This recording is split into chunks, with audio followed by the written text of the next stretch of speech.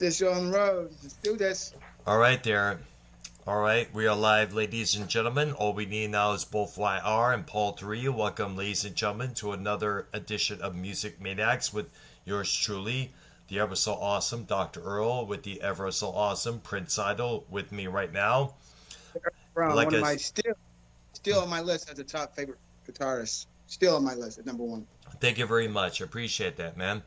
All right, so now we're waiting on, as I mentioned, YR and Paul 3. Paul 3 said he's going to be joining in about a couple minutes or seconds from now. And of course, we're waiting on YR as well because we want to get some details on the link that he just sent us, which is this ACDC Power Up Bar located in Minneapolis. Yeah. There's Paul. Good to see you, Can you hear Paul. me? Paul, what's up, man? What's going on, Yeah, man? what's going on? Can you hear me? We can hear you. That most definitely, dude. Everything is all good. Okay. How's things hanging? Pretty good, man. How are you guys doing? Doing We're good, doing man. very good, man. Everything is good. All we need now is YR into this mixing bowl, and we all be ready to roll. What the hell is he doing? I know yet. Until then, Prince, you gotta tell everybody about the new shoes that you got in the mail not too long ago. Oh yes, I was spoiling myself. I saved up for that moment. I looked all over for it. I had help trying to find it, and then I saw it on eBay, and I was like, kind of expensive, but I was like, I really want something very vintage and iconic. And my sister was like, you know what? If that's what you want, then do it. Then do it. And I did it. And I was like, holy smokes! I had to look up pictures about it. And I was like, that's what I want. And then I also saw on there they had the Ric Flair, they had the Fresh Prince, like from Bel Air, his actual Air Jordan. So I was like, there's so many things that distract me, but I really wanted the actual Rose. Low. I think they're called like Stars 81s. I think they're called. But I really wanted it. And I said, I got to get these shoes. I don't know why I wanted it, but I wanted it. All right, are these So gold How and much? are these the gold and white shoes that I've seen on the internet? Ric Flair, yeah, he has the gold. One is called I think it's called Nate, and the other one's called Nature Boy, and that's in blue. We had I one see, in gold nice. and one in blue. Yeah, because I was looking them up on the internet not too long ago after you told me about this. I was like, wow, maybe Ric Flair could also get involved with the, I guess what they call the bathrobe Yeah, he business has as this well. type of shoe, this type of blue. All right, because I'm thinking maybe he could make a killing with the bathrobes for men and women out there. I mean, when you think about it, he could conjure up with some bathrobes to match the robes that he wears to the ring. No, we're good. We're good on that. We're good on that. Okay. We're good. All right, there. So I guess YR sent something in the chat here, the group chat, Paul 3, relating how do to. you feel What's about up? wearing a Ric Flair robe to the bathroom? All right, he what? How does Paul 3 Dude, feel about Ric Flair robe to the bathroom? Bro, I'd take a shit in a Ric Flair robe. I'd wear a Ric Flair robe all damn day, to be honest. Are you kidding He me? also has he has his canvas, Mm-hmm. which is he has, I believe AEW mentioned he has like this energy energy drink. Mm-hmm. All right, there. Yeah, it's a And mushroom drink. He should have. He has his sunglasses line. He has sunglasses. Oh, there he is. YR, ladies Yeah, and what's up, gentlemen. bro?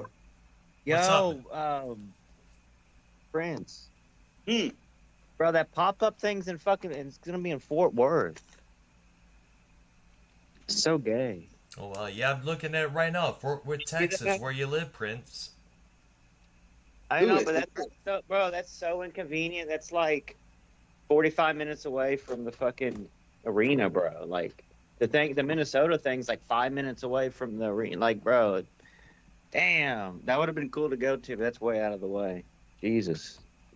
Like they did the Metallica pop-up, but that was like way out of the way too. Because there's a bunch of cities here, like that are big cities, like, and so you know what I'm saying?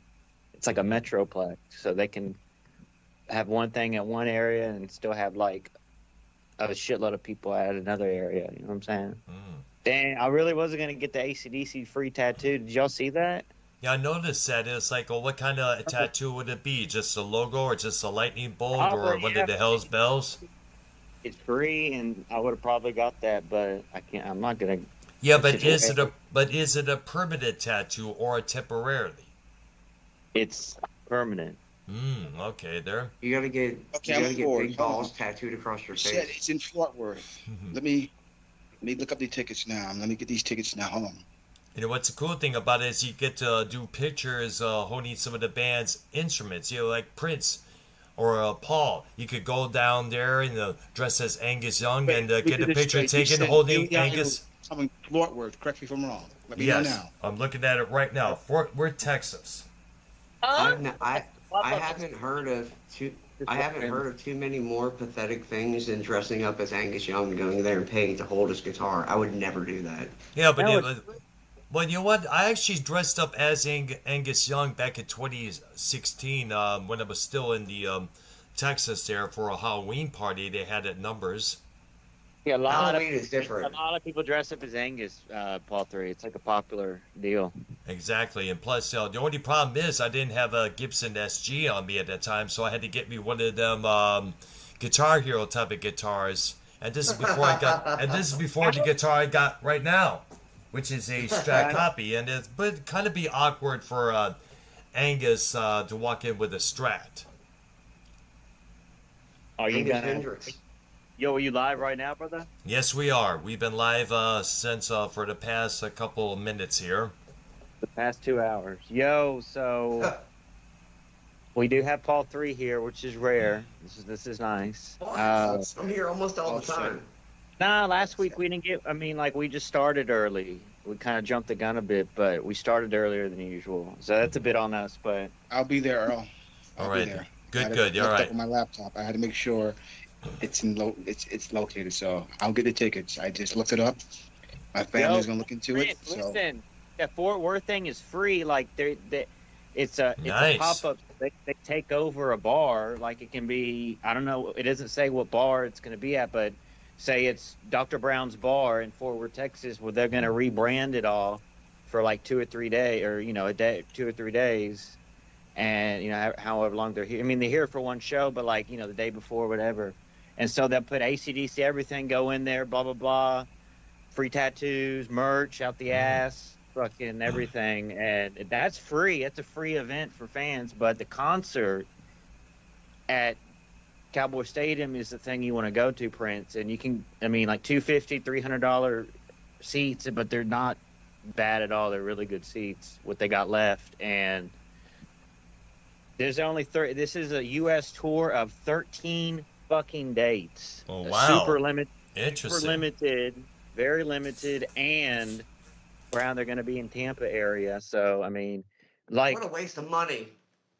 no, this thing is going to be What are you talking great. This about? thing is going to be. Bro, what a waste of fucking money for real. There's like no members left. What do you got? Like Brian Johnson and fucking Angus Young. That's all you got. They're merely touring just as those guys, bro, and a bunch of like studio guys in the background. This ain't shit. I would never pay. Fuck no, you. dude, go for the Fuck experience. you. Just go for the fucking experience. No matter who's fucking left. Just go for having. Well, I think I think they still have Phil Rudd as their drummer, the original since the beginning, if I'm correct. Do they have I Phil believe Rudd?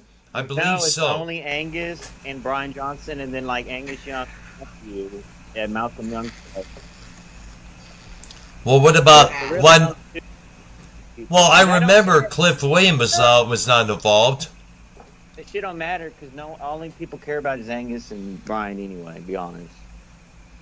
I mean, come on, Paul. I mean, hey, you know what? Like, Look, they're billing this. This is like the 50th anniversary tour. They're billing this, but this is like pretty much a farewell, bro. Like they're probably not gonna. I mean, maybe, but the last time they toured, the last time they were in Texas or anywhere else was 9 years ago, guys. You know what I'm saying? And that's obviously the whole, Axl Rose thing, blah blah blah. Yeah, whatever. filling in for Brian. it feels like a cash grab, bro. It feels like a cash grab. $200-300. Like, goddamn, bro. Could you ever give back to the fans for wanting your pathetic fucking careers? That's the prices now. When they went on sale, I mean, you could have gone for like $90. Knows what? Look, this is. Like, see, I'm comparing it to like the Metallica show, which was at the same arena, you know, at the stadium. And honestly, I mean, look, I'm listening to a lot of YouTube videos, blah blah blah. They do. You can kind of tell they do tune down a bit. Paul Three. I mean, I don't want to say they play the song super slow, but they do tune down a bit for Brian Johnson. But it's really not that bad. And you know, these are like, bro, this is a big. I have a tour. question. Very I have a limited. question.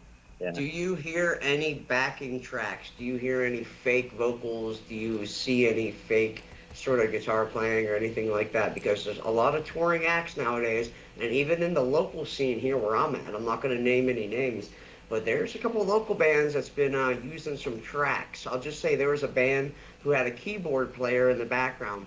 He was not fucking playing keyboard. He was triggering background vocals and guitar parts and shit with his keyboard, bro. That's Like just a- fake as fuck. Like a Well, I'll tell you, sampler? Yes, drum- yes, like a sampler, yes. the Right. drummer and the bass player that they have now are probably 30 or 40 years old. I mean, they're way younger, number one. Mm-hmm. So I don't see why, you know, like obviously Cliff Williams and Chris Slade, former drummer, Phil and Rudd. others, Phil Rudd, blah, blah, blah. They are older, okay? And yeah, it could have been a money thing. Hey, come on this tour with us, blah, blah, blah. Well, no, but, you know, obviously Brian and Angus are probably getting paid more than the other guys in the band. I mean, it could be equal, but, you know. No, I have to speak up on that because I'm just not reading. It is not, dude, to think it's equal, you're fucking crazy, bro. The guy's playing, the guy on bass name is Chris Chaney. Who the fuck is that? I guess he was a veteran session musician. He was a veteran session musician, and he played with Jane's Addiction. The drummer is Matt Lugg, also a veteran session musician. Just what I said.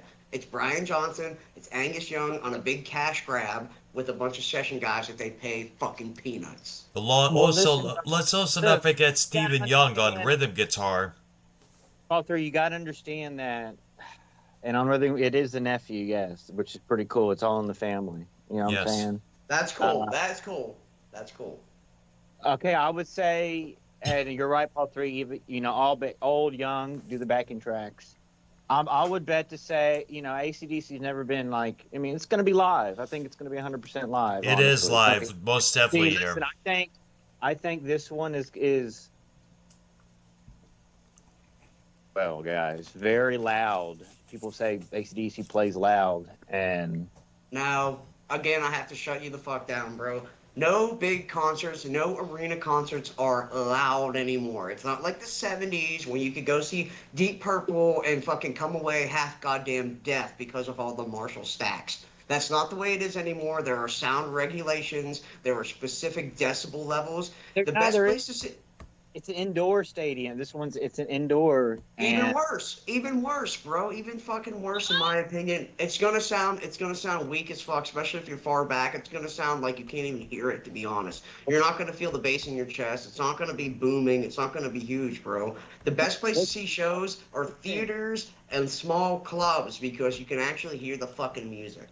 Stadium shows are the worst because of the sound, yes. But when I was there for the Pantera Metallica thing, well, you know, Metallica sound is always A1, but like, you know how the openers sometimes it's not the greatest?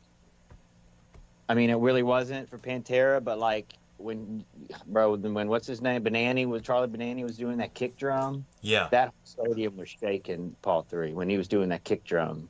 You know what I'm saying? That famous Pantera sound, you know what I mean? Yes, Like, I know what you mean, man. Yep. It has to be huge. Like AK's pre-show at a little club, yeah, and it was like cotton in my ears for the next 2 or 3 days. And so, like, I know what it's like, man.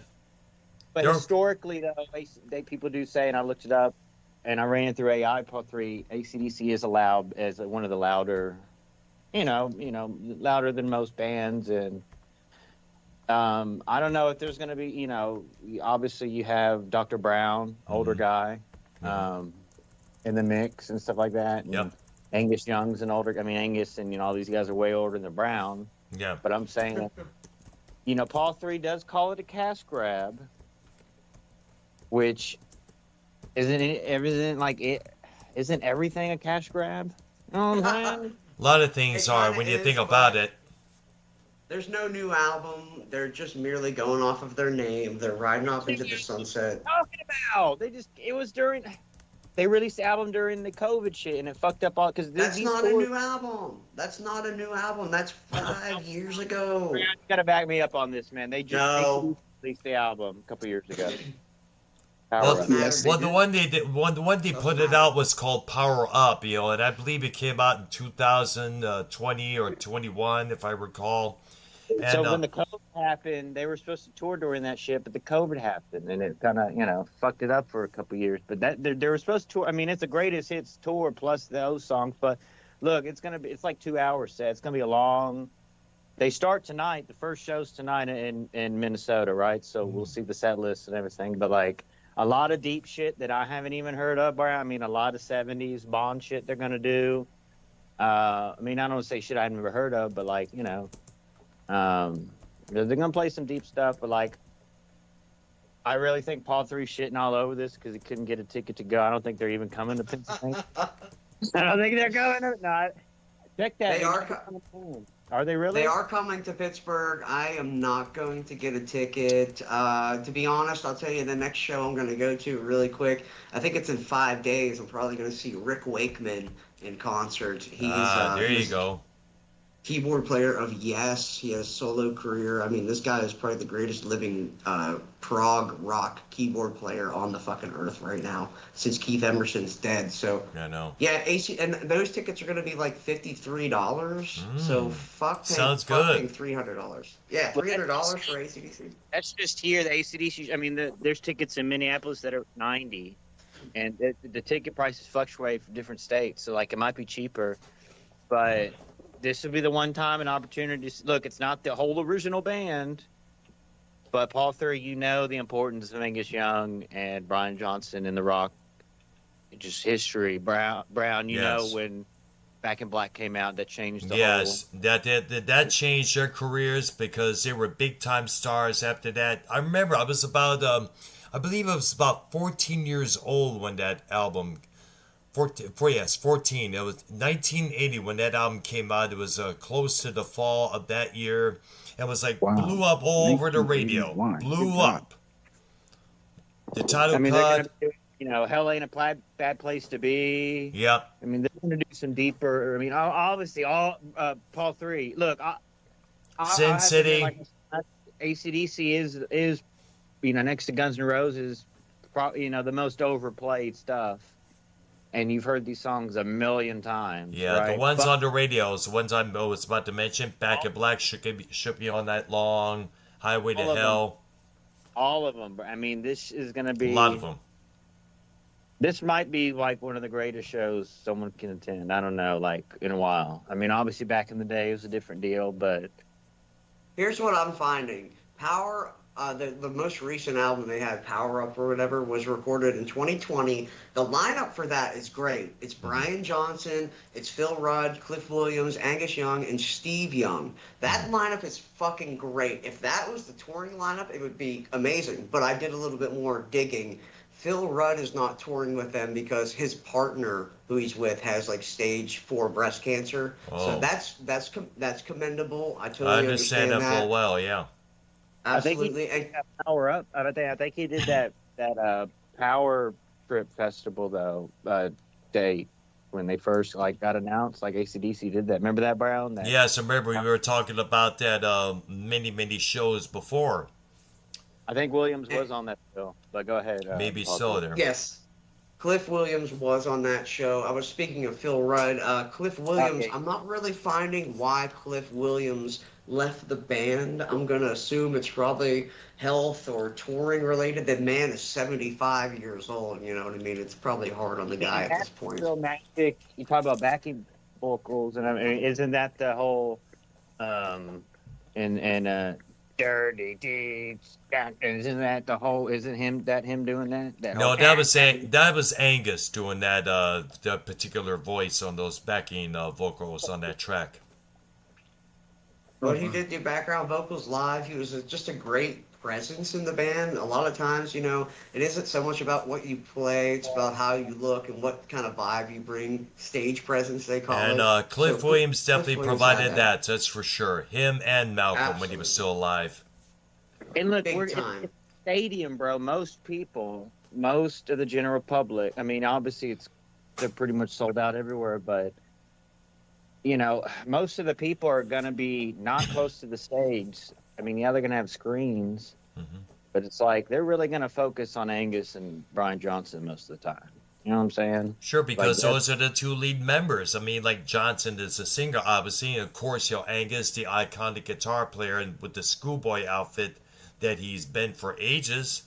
Paul 3, bro, the whole Paul 3, you gotta agree with me on this one. Rolling Stones. Wait a minute, Rolling Brown. You Stones. said you in a No, schoolboy outfit? not all original members, but still Keith, Toby, not Toby Keith, Keith Richards. I should have Wait a been a minute. cowboy. I mean, Rolling Stones Brown, only the original members. Another that's Time right, Lord for you. is the bass I'm player. confused, from Rolling Brown. What Stones. were you doing in a schoolboy outfit? What's up? What, Prince? You said something about a schoolboy outfit. Yeah, I wore that What- twice. I wore that one time on the Halloween in July event that they had at one of the nightclubs in Clinton Township, Michigan. Lipsticks to be or Starbar, that's what it was. That was back in around, I guess it was 2002, if I remember, if I'm correct. Wow. Yeah, it was that. And the second time was when I was still in Texas, Numbers nightclub in Houston. Yeah, check that joint out sometime soon, Prince, when you come down to H-Town. Wow. They had a That Halloween means event, you and got good legs, Brown. You got good legs. you Yo, got Paul I got. Reed, mean, you're all tall person, so All obviously you three got can't- good legs. My hair was Great. long. I had the look. I had everything else. So I figured, hey, let's go for it. Wish I had an SG with me, like I stated, but alas. Yo, Paul 3, so you gotta understand that most bands these days, they don't have the original members. Paul But 3. you're asking me about the Rolling Stones, and if you want to go down that road with the bass player, like we mentioned it briefly, Bill Wyman, although he is 88 years old right now, which is insanely old even for those guys, and he just released his latest studio album in 2024, which is even Wow. more crazy. Wow. I don't think Bill, Wow. I don't think Bill Wyman's going to be touring anytime soon, and also That's the good whole. news. And he might get canceled because of the whole thing with him dating that child and Well, that very, was very shady. well, that was years back there. I think it was around the early '90s, and then I guess that was years ages. So I think people are past that right now. Well, here's a suggestion a song I've never heard. I just looked it up though. I like kind of doing research when we do these shows during the show as topics come up. The Rolling Stones released a album a couple years ago, and Bill Wyman played bass on it. So it's called "Live by the Sword" by the Rolling Stones, and I'm going to listen to it probably after the show. I was Curious. not aware of that album coming out there. I heard years ago that they were supposed to be putting out something there, but I wasn't really paying attention to it. Yeah, the album's called Hackney Diamonds. It came out in 2023, and Bill plays bass on one song, so that's pretty fucking cool. All right, Paul there. 3, that new ACDC album, or the newest one they have, Power Up, is classic. You put it on and listen to it, it's classic ACDC. Sounds like something in the 80s or something. I mean, really. It's really Well, that lineup, Yeah, but the- that yeah, but lineup is great. Yeah, but the problem is I have with it, and I think a lot of people had mentioned this before. It's like the same, beats, the same repetitious chords. People say they need to upgrade their sound. They need to change a few things. But then again, What if do they they were need to, to change, Brown? It's their sound, though. That's their because like, a lot of all people, sound- because a lot of people have complained about this. Man, I just only listen to what they had to say, and I'm repeating what they I told know, me a but few what- times. I don't want them to change none. That's their sound. That's their thing. Yeah, it's because simple. but then again, also we also got to think of this: when you sound the same all the time, you kind of like it sounds repetitious. It sounds kind of dragged down. It sounds like what they call a self parody. if bands don't tend to grow and experiment, upgrade their sound a little bit there, they're going to become what Robert Fripp mentioned, a self-parody. But on the other end, those same fans, if they try something different, they will shit They'll on get, AC/DC. yep, absolutely. I was going to mention that as well. Like, geez, the same thing happened with the Stray Cats years ago, around the middle of the 80s. The rockabilly scene had died down. If they just didn't know what to do, if they changed their sound or upgraded a little bit, they'll be called sellouts.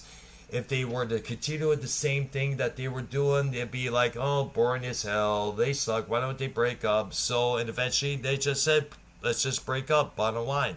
Of course, they would get back together time and time again, like Slayer's supposed to be doing at this upcoming event. Oh, yeah. Hey, let's just talk about that real quick. The news that Slayer's coming, Paul 3, this is all you. East Coast, big thing. Blah, blah, blah. I mean, look, that's where we're going to get the topic, Brown. One of the bands that did the farewell thing, and they're coming back to do it. Yep. I mean, real quick, look, let me make the statement, and we'll talk about it more later, about the farewell thing. All the bands are going to do the farewell thing, blah, blah, blah. You know what I'm saying? They promote it. Not all, but most. But their trick is, we didn't say, we said from touring. That doesn't mean we're not going to do a few shows here and there. That's always going to be the thing. Limited pop-up shows, whatever. But anyways, Brown, and guys from the show, this whole Slayer thing with Paul 3, Paul 3's band opening for him. Paul 3, what do you have to say? No, this thing, I mean, look, Slayer's always going to do stuff. I'm not really, Raining Blood, I guess. I'm not, I'm not too familiar. It's a little bit too extreme for me, Brown. You know me, I can't. I know, yes, I understand that well. All fans are going to be having orgasms over this news because Slayer is like one of the big four next to Metallica, Megadeth, Anthrax in terms of the thrash metal genre. I mean, when go ahead. That show's going to be in Hershey, I believe. Hershey. Oh, Park. hey, Yeah. in the wrestling bit to this, I don't know if y'all caught this. Who's going to be hosting this is from WWE, the great, and a big fan of metal, and one of my favorite WWE superstars, Damian Priest, will be heavily involved with it. What? Really? Yeah, Interesting. look it up right now, please. Well, let me just say, one of Damian Priest's finishing maneuvers is called "The South of Heaven," which is a Slayer song. All right. And name an his album. His intro song is done by Kerry King, guys. By the way, I don't know if y'all knew that. His Damian Priest's intro song was done by Kerry King. And that's a fact. I mean, this is real. This whole metal and wrestling thing, and wrestling and metal and music and whatever. Like, Damian Priest is not liked by anyone. Yep. People say he sucks, but I don't see that. I just, he needs to find, I don't know. Like, I like the whole, I forgot the damn fraction, for Christ's sakes, that he was in. The whatever, Judgment blah, blah, blah. Day. The Judgment Day was. I like that shit. Yes. He's a leader. He is a leader. He's definitely a leader. But like, No, he got kicked out, bro. He hasn't been in the Judgment Day in like over a And month. the same thing with Rhea Ripley. She's on her own right now. I guess she's doing her own thing. She's still involved with that beef with Liv Morgan at the moment and Raquel Paul Rodriguez. 3, look at that Damian Priest stuff with the Slayer stuff. And see I got it right now on Loudwire. Loudwire, and it says Slayer announcing a massive September 20th, 2025 stadium show in Hershey, Pennsylvania. The Damian Priest, we know that, but the Damian Priest stuff. Yep, and he's he has been tabbed to host the epic event. Isn't that wild? Like, It is.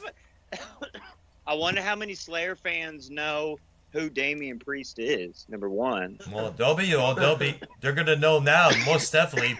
Also on the But bill it's is if a wrestler came out to an Iron Maiden song or a Judas Priest song or a Metallica song, like, I would be a fan and I would probably know that. I mean, because, Triple H did have Motorhead. Come on now. that's true as true. well. That is true. Hey, Hey, that is a fucking damn good point. Damn good point. That is. Look, metal is back. Metal's real. Hard Rock is real. You know what I'm saying? More on the Damian Priest stuff, or is that all? Like, that's all. That's all for now. The other bands are going to be at this Pennsylvania show: Knocked Loose, Power Trip, Exodus, which Kurt Hammett used to be a part of before joining Metallica, and a group called Cavalera, which features Igor and Max Cavalera from Sepultura. I think that Knocked Loose band is one of the Metallica members' son's band. I think. I'm not sure. I know a friend of mine on Facebook who lives in Tampa. She posted a video of their performance not too long ago on Facebook.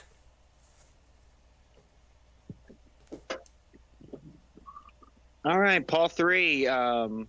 What is the word about the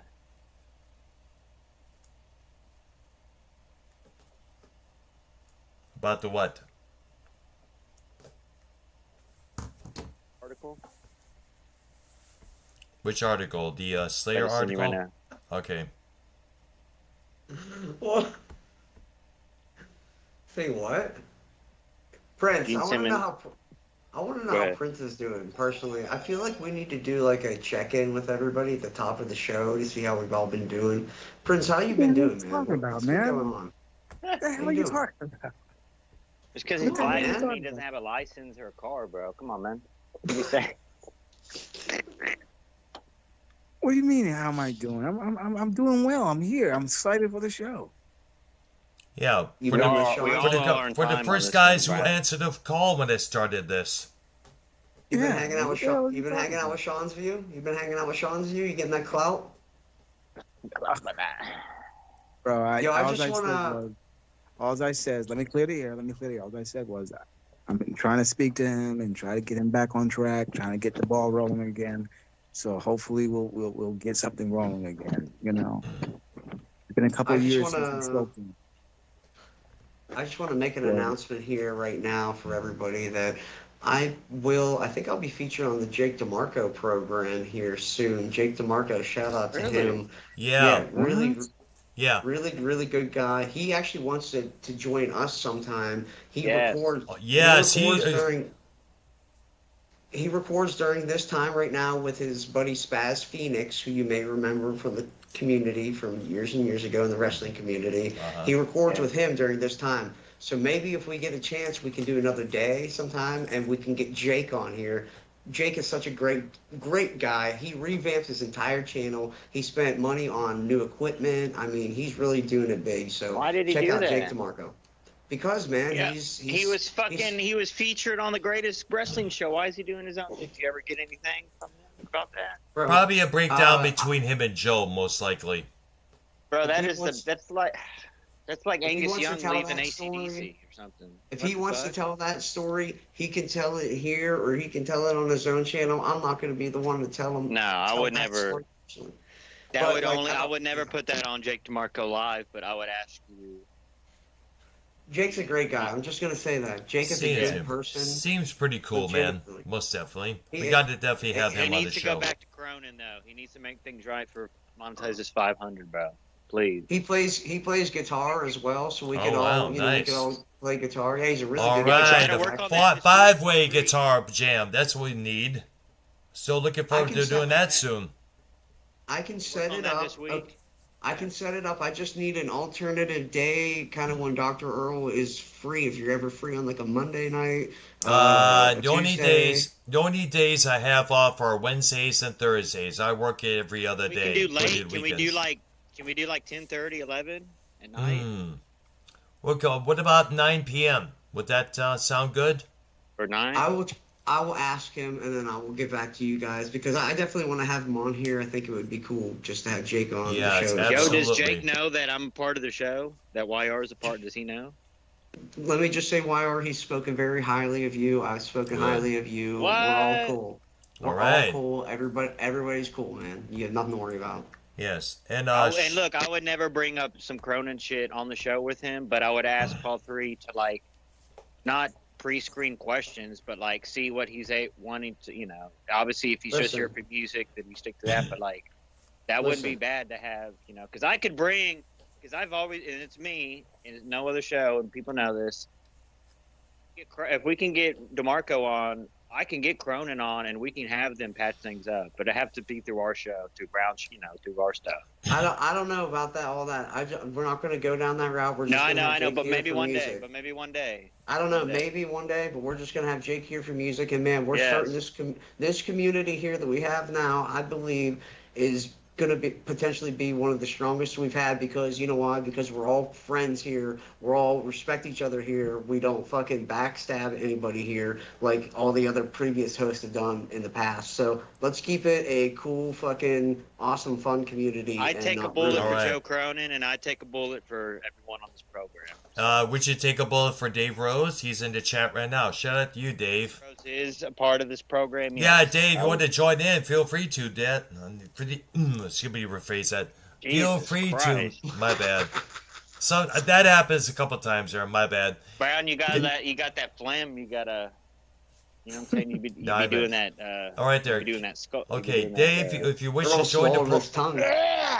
yeah, Dave, if you want to join the program, let us know in the chat. We'll definitely get you in the mixing bowl for shizzle. All right. Yo, so Paul 3, do you want to attend that? Would you like to attend that Slayer thing?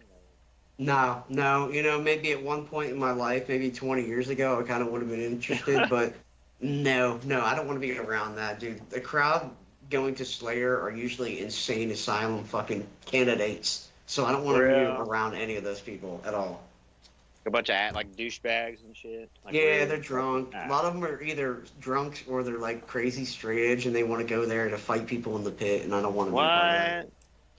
Yeah, shit's crazy now, bro. I don't want to be a part of that. Like, everybody's angry in the world, in the United States right now. It's a bad time to be in a mosh pit, to be honest. You know what's even worse? To be in the mosh pit wearing sandals. I heard somebody did that back in the 90s, and man, did their feet get fucked up. Damn. That's odd. Brown, you Why never would been in they a do pit it? in the 90s. Get No, outta I here. never was. Have you? No, I never was. This is what I heard. I was in That's- plenty, bro. I was in plenty of pits years ago, but I couldn't handle it now, bro. I'm not trying to get injured in a fucking concert. No, thank you. That Yeah. intense. But the idea is that some douche preppy boy tried to get into a mosh pit with all these metalheads and punk rockers, and but he was wearing sandals, one of them sports sandals, and oh boy, did his feet get fucked up afterwards, man. Prince, I want to just wonder, I'm like curious how you're doing in life right now, like how you been. Man, I'm rocking out, and I know, I'm not gonna be in no mosh pit anytime soon either. Hell no. I'm I'm not a something I would mosh. ever I'm do. not a mosher. Sometimes would I never feel be like in Prince. mosh pits. Sometimes I feel like Prince doesn't feel like he can talk, and I just want to like give you that open invitation, Prince. Yeah, you And got you that can right, Prince. speak. Get up here and say something there. Just been, I've just been treating myself good. I've been trying to keep the community alive and keep rocking and rolling on this show. Yeah. Now back to the. It's this show that means a lot to me. You guys just don't know. It's this show right here that means a lot to me. We've been going strong. I remember my Prince first is helping- debut on this show. And Prince I By was the trying to way, keep the rock and roll well, let's go alive. back to the shoes thing. When did they started selling the Axl Rose shoes? Because I remember seeing those don't back even around the 19, I've been hunting them down. 1991, Prince, don't get 92. them. Those are some chunky, ugly ass shoes, bro. Why would Axl Rose? Why can't he just wear some Chuck Taylor or something classy? Like, why does he have to wear them damn knockoff Shacks, bro? Because he digs Axl Rose. That's why.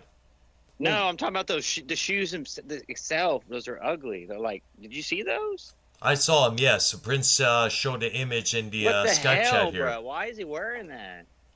I know, but like I said, he likes Axl Rose. I figure what better way to represent him than to wear some of his No, custom why is shoes. Axl Rose wearing those shoes, Brown? Dude, those are popular. I don't Those know. are Ask popular, Axl man. Rose yourself, dude.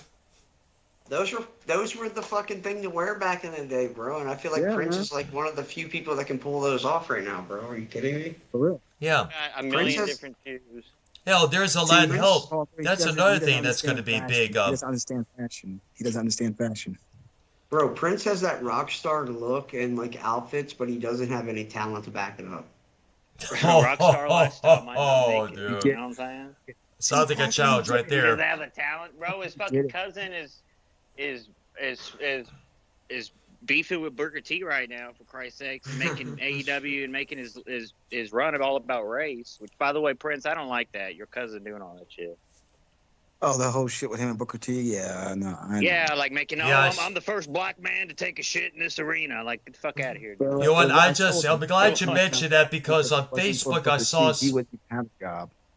I said, Booker T paid away for you, bro, and you just going to disrespect that man? You know what, dear? A lot of people in the NXT crowd agreed. There was a short clip of people saying, you know, fuck Swerve, fuck you, Swerve, long live King Booker, and Booker T was at the announcers table. This was at the NXT taping. No, And you saw the smile on Booker T's face from a distance. Booker T And paid. I agree with that. Yeah, you can speak on this better than anybody, Prince, for sure. And the fact that one of my family members has lost his complete marbles, and I know Swerve, you're gonna be watching, but I'm gonna get on to you. Booker T is a five-time world champion. The only thing you have done is hold the AEW champion one time, and other Yeah. in the Fly Wrestling. I've been to every show. I've been when you was a part of Underground as Killshot. I've been everywhere you've been, buddy, and you have won championship, but you're no Booker T, bro. Okay. And you only won a WWE title, and that title was the North American champion. And then you got fired, bro. And you ran your ass over to AEW, and you're still fighting to get a title, bro. But you go and disrespect a Hall of Famer, two-time Hall of Famer.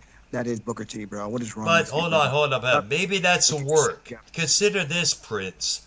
That what Swerve is doing in terms of Booker T is kind of like a work to promote himself. Wrestlers often did that in the past and many times before. Let me give you an example. Jesse the Body Ventura. I'm trying to explain what a work is. He's basically trying to gain publicity off Booker T's legacy, and I don't like it. Well, that's what wrestlers do. Like you gotta remember. As I was gonna say, Jesse the Body Ventura, when he was still with the WWF, as it was called, he was taking shots at the living legend Bruno Sammartino, who held the WWF title for 8 years.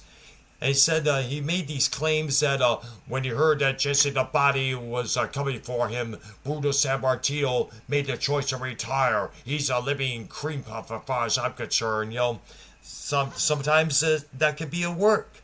Who knows? Right. That's how wrestlers promote themselves. That's a good impression. We know what a work is. We get all that. The point is, look, that's not even the being. Yes, he's doing the beef with and look, it could be like, it's not a work, Brown. It's not a work because Booker T. Now, if Booker T was signed with AEW, blah blah blah, then yeah, it could be like, oh, they're obviously gonna work up to a match or whatever. But I mean, that's a real dislikement because this dude, and obviously, you know about this. Mm-hmm. He keeps. Look, I don't watch AEW 24/7, whatever. But I try to keep up with what I can, which is really nothing, to be honest. I couldn't tell you who the champion is right now, but race thing, I'm the first black, and AEW and a lot of liberal people are still holding on to that weird, they them mentality, pronouns, blah blah blah. Yep. Trump came in and killed all that. Good. November 6th, so. Because the pronoun scene was stupid as hell. Bro, But anyways, I think what he's. If you do, we're not going to dive into politics, but I'm just. I know. I'm just saying we're not going to be doing that. But let me say we this. don't do that here. You won't like what I have to say, YR. Well, let me mention this. As a flaming liberal, Dr. Brown, just like you, diehard liberal. What? I'm not a liberal. I'm not either. It's not I'm an independent. I'm an independent thinker, and I'm American. I call out American. both sides. I call out both parties American. when they do something stupid. Either you're for Trump or you're for pedophiles and LGBTQ. So it's there's a middle ground, and Dr. Brown is also an America First person. We are America First people, and we are not biased to any side. And Dave Rose needs to agree with me in the chat. Dave Rose. Dave would agree that that is a cop out saying, "Oh, I'm in the middle." No, it's either you're No, for Trump, you die Dave- for Trump, Trump would die for you, blah blah blah, or no. you're a gay, pedophile, LGBTQ person. It's one or the YR, other. you need to stop watching the TV. You need to stop watching the TV, YR. You At need this to- point, there is But, no decision made Earl. to be made. Like, Bro, That's what turn- it. Yep. love them or you Turn, turn no off middle. Fox News. Turn Let me off finish Fox Earl's News. question, please. Turn off Let all me news finish. altogether. There's Turn no off middle. Fox News. If you talk about Trump or politics, but like the Trump shit, it's either you hate him or you love him at this point. I mean, come on, you gotta agree with that. No, it's not. No, it's not. There's people who voted for him who don't agree what he's doing right now and don't No, believe that he was living up to his message. Devious Dave Rose, ladies and gentlemen. Oh Welcome to the God, show. politic mania. Dave, can you please? Am I Yes. way off here, or is this? Nah, glad you're here, Dave. Thank you for joining so we can settle I this was whole just bullshit. hoping to tune in so I could hear you guys shit on the Eagles for fucking doing their many. Yeah, we need to get to the top. Yeah, I want to get to that. I'm waiting Yeah. for that to get down. So what do you want? You want to talk about that? Or you want my opinions on your fucking bad takes on wrestling and shit and how Booker T's a fucking sellout coon? Ah, come on. You really like him? Dude. But what was the point you were making? Because I before I called in, I was like, he's making a good point. You were sort of. Paul Three's trying to be a John Lennon on the show and say, "Oh, there's a middle ground. There's independent." Nah, it's Oh, that's either right. You hate Yeah, Trump yeah. or you No, love you Trump. have to take. You can't be a Joe Cronin. Okay, don't be a fence sitter. Don't be a libertarian. That's gay. Just pick a side. Whatever it is. Even if you look bad in the end, just pick a side. I have to I agree picked with the YR. side of Americans first and not Israel first, so that's what the Republican Party has turned into. So YR, go suck a circumcised dick. Well, you yeah, fucking now douche. Paul 3 has a point, but I mean That's true. I agree again, as well. regardless, it's just you guys gotta stand by things. Also, Booker T again. These chants. Okay, first of all, I thought AEW was nothing, and yet they're chanting, Swerve sucks and fucking event obviously rent free. And what has this guy done? What has this guy done? I don't This guy stand. I don't has- stand. this- He's my family, and I told him, you trying to build your career by burying Booker T. I said, he's dude, We need to get this guy on the He hasn't show, even- bro, please. No, that's false because he hasn't talked about Booker T at all throughout his fucking. This guy's built himself up. He got to the point where he was brought in. He had to do shows on AEW Dark, okay, but he went through it. Tony recognized this guy wants to go through it. He gave him the opportunities. Look, I was watching this guy when he premiered at fucking Lucha Underground. And So did I was knew he there. was great. So this guy is fucking. No, but here's the thing. This guy has done so well. I love the way that he's been a champion for AEW because he's gone out and he's been to all these different events. He's brought this attention to AEW. And on top of that, it is what you won't see in WWE is somebody who is black, who is quite capable and can produce and isn't, given the highlight there. But again, Are we you could do saying this on that another show. You're more like entertained by Swerve Strickland's career than Booker T overall so far? Yes. And it's, What? yeah, you might think that's crazy. you, and Dave. I love Booker T. Thank you, I Dave. love what he's accomplished. Again, I was watching that last episode of WCW live. And the guy certainly deserved that win. And he was underappreciated even in WCW. But what Swerve has accomplished so far, it's incredible. That's and this what guy, I'm saying. Oh, you accomplished. Don't have to stomp Booker T's legacy to make a point. but no, Don't have he's not though, because he hasn't said shit until Booker T put his name in his mouth. So fucking Swerve responded, and that was it was appropriate. And then a lot of people agreeing with Swerve got fucking Booker T like, oh no, I'm the victim here. Like, just stop, That is true. It's Booker T that started it. But regardless, again, I don't want to make this a wrestling show. Again, I was just calling in to really just set the record straight on what I thought because I was asked. But again, I'm actually quite curious about your guys' thoughts about all these bands that have. Well, I was told. I was Yeah, told to what do you address get? Let's get to that, man, because they you know, like, they I monetize. tried not to address it. What about Black Tried- Sabbath? Black Sabbath has gone on farewell tours, haven't they? yeah, they did. The last one was back in. They finally called it quits in 2017, and now they're going to do this one final run. And I think they're doing this final run is because during the 2017 tour for the past 15 years since 13 came out, there was no Bill Ward, so this is their last big hurrah with the founding drummer Bill Ward on tow. One of the first, I believe, Paul, through if you want to run this through AI, one of the first farewell tours was The Who, I believe. Yes. Back in 1982. Yes. Mm-hmm. Yep, 1982 was a farewell tour, and they did not come back until 1989 with the anniversary of their music being celebrated. That's when they went on tour, minus Kenny Jones on drums. And it's been like that for how many years? Up until Entwistle's death. Now, it's just Townsend and Daltrey carrying on the Who name. Yep. And I guess they're supposed to be, if I'm correct, they were supposed to be doing a farewell tour. But yeah, still, I've yet to hear any more about that. This is what I heard on the rumor mill. That's another thing. That's an existential question I want to pose to everyone on this call because, again, it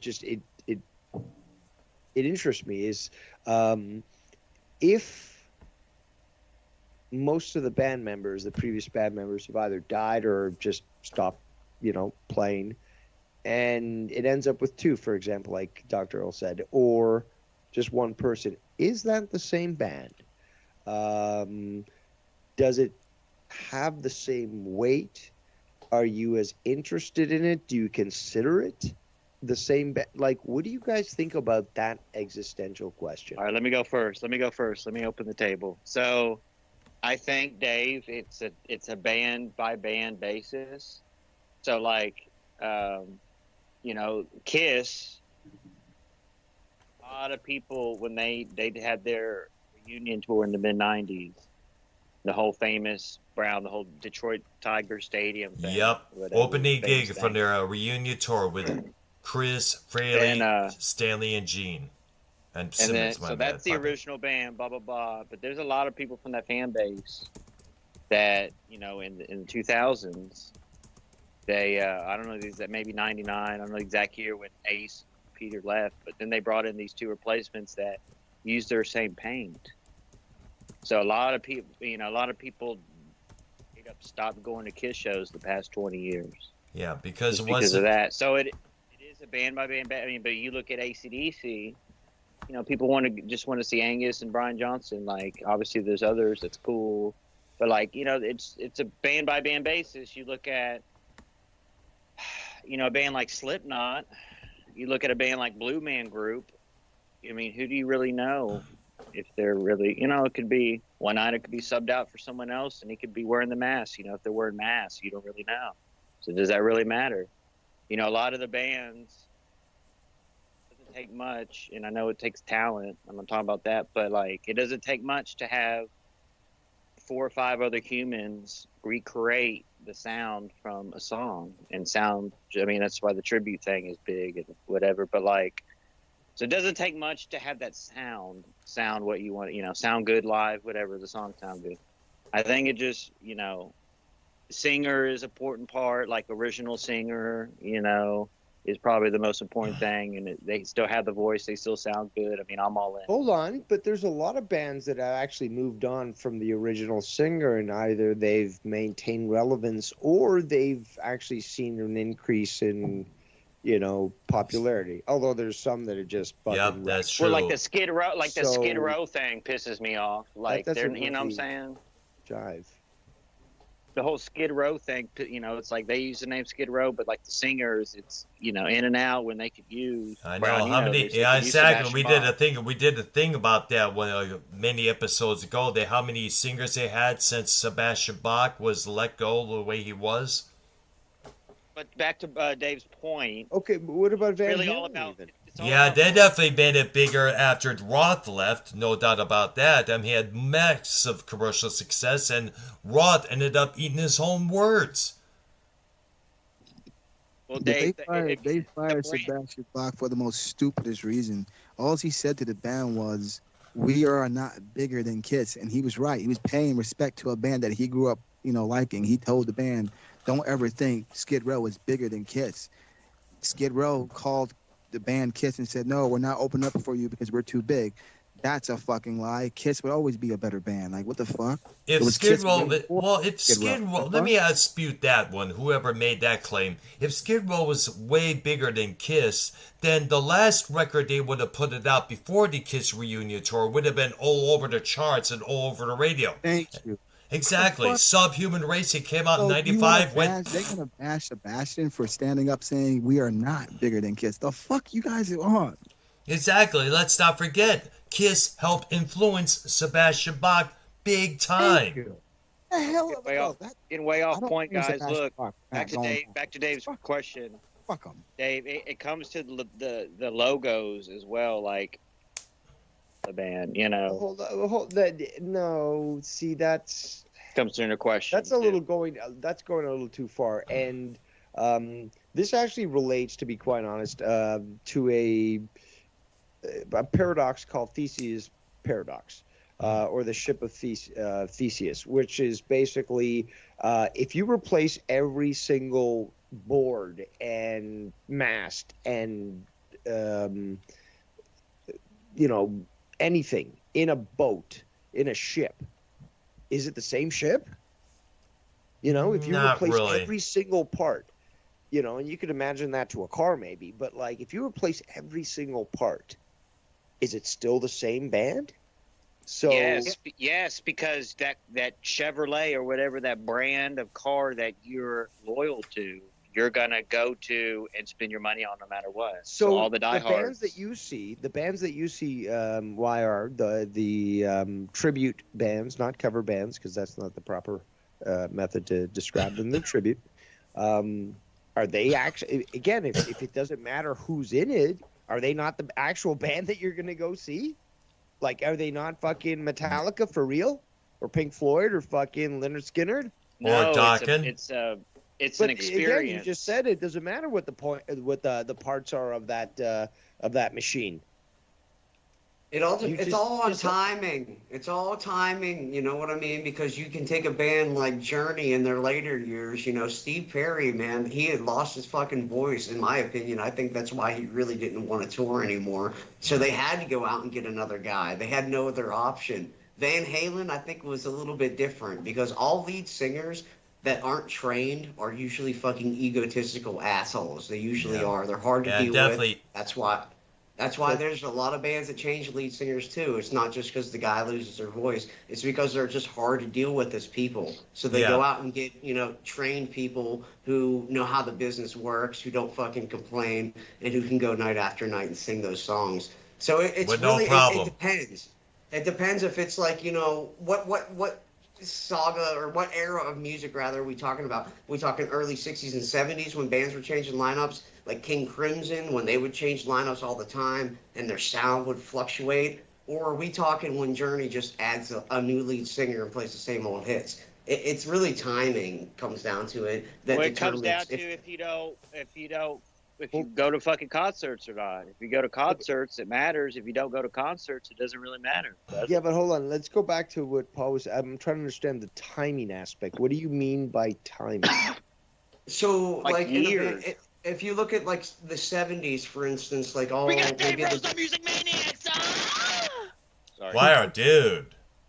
Or like we'll just say the Rolling Stones, for instance, like how they shifted from the '60s Stones, like with Brian Jones, to the '70s Stones with like Ronnie Wood, for instance, And Mick Taylor. and the other, and Mick Taylor. I was gonna say in the middle. So guys like that, and you really had like a creative shift with the band. They were writing new music. It was kind of like almost a creative overhaul for the group in a positive way. And then you have bands like Three Dog Night that were going out with all Chuck Negron, and then Corey Wells dies, and then you just got what's the third dog? I'm not too sure myself there. Danny George Wilson. Danny Huxton or something like that. Then you just have the third dog going out on tour with 2 other singers. That's when it starts to get cover band-ish to me. It's not like they're creating new music. They haven't entered in a new era of their band at all. They're just doing it for the fucking cash. Unless That's your way what off. that's what YR's supporting is shit like that, trash like that, where he goes to see the Little River Band and there's no original members. I know, just because that they was- licensed the name. Yeah, I know So- that. Not That to my me is fault, bro. Look, I was born in a certain time, and you know what I'm saying. I couldn't see Brown. Saw all those bands originally. Well, Back- they I mean, sell- even well- Dave, you saw Pink Floyd or whatever, Roger Waters or something like that. Yeah, I Let's- saw both of them. all I saw right. both. Let's also throw in the current Jefferson Starship. No Paul Kantner, no Marty Ballin, no Grace Slick, just a couple members, leftover members from the 70s lineup with a bunch of new members. So it has it warrants the question to everybody. Okay, cool. Like, hey, they're playing in my local casino, not a fucking bandstand or anything. Like, oh, okay, we get to sit down with the old people. Is it the same band for real? Okay, so Not you get really. a rocket show. Maybe you're getting a rocket show. Who knows? That's always good. I mean, YR goes to cover or whatever shows, tribute. But like it's a rocket show, so you're enjoying yourself. Like Look, I got to tell you, that's like, on you. But like, can we really, still consider that band to be that band if nobody is still part of that band? Like, It comes down to if you're like you're AEW hardcore, you're not going to miss a show, whatever. You're a sport, you're a sports fan of a certain team, you're not going to miss watching them on TV. Like, you're a fan of a certain band. You're not gonna no, miss please don't bring anything. wrestling or any sports into this. I'm keeping it Yeah, music. let's keep it music, Make me YR. understand I'm music saying- wise. Like, again, No, like I'm saying if you're hardcore of whatever you're a fan of in life, you're gonna do what you have to do and make it happen to be at that event in any whatever that thing is. Band, Okay, sports, Southerner. whatever. tell me this: is Leonard Skinner like still Leonard Skinner? Nope. No, but if you're a fan of the band, you'd like to go see that live. Yeah. And then you can get it discounted when you go see a cover band like you do. Like, so is it the same? Again, is that That is true. It's the official, like Foreigner. It's the official tribute. So I mean, they basically, don't call it a tribute, but it is. you're seeing people who have the official stamp on stage, charging you like $300 for a ticket or whatever, who are never part of it, compared to the guys that do it on their leisure day.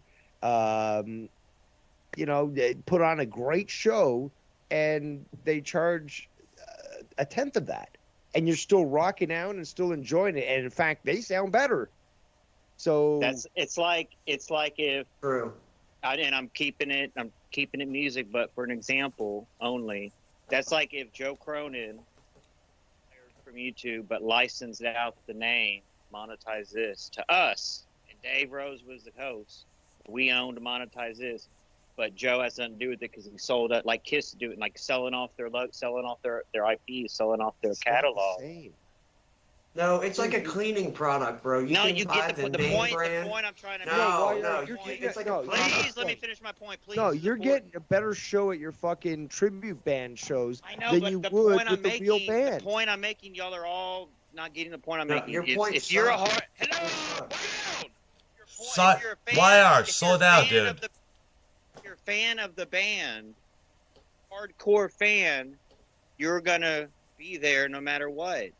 If it's one person, if it's the drummer, if you no matter what portion of the No. band.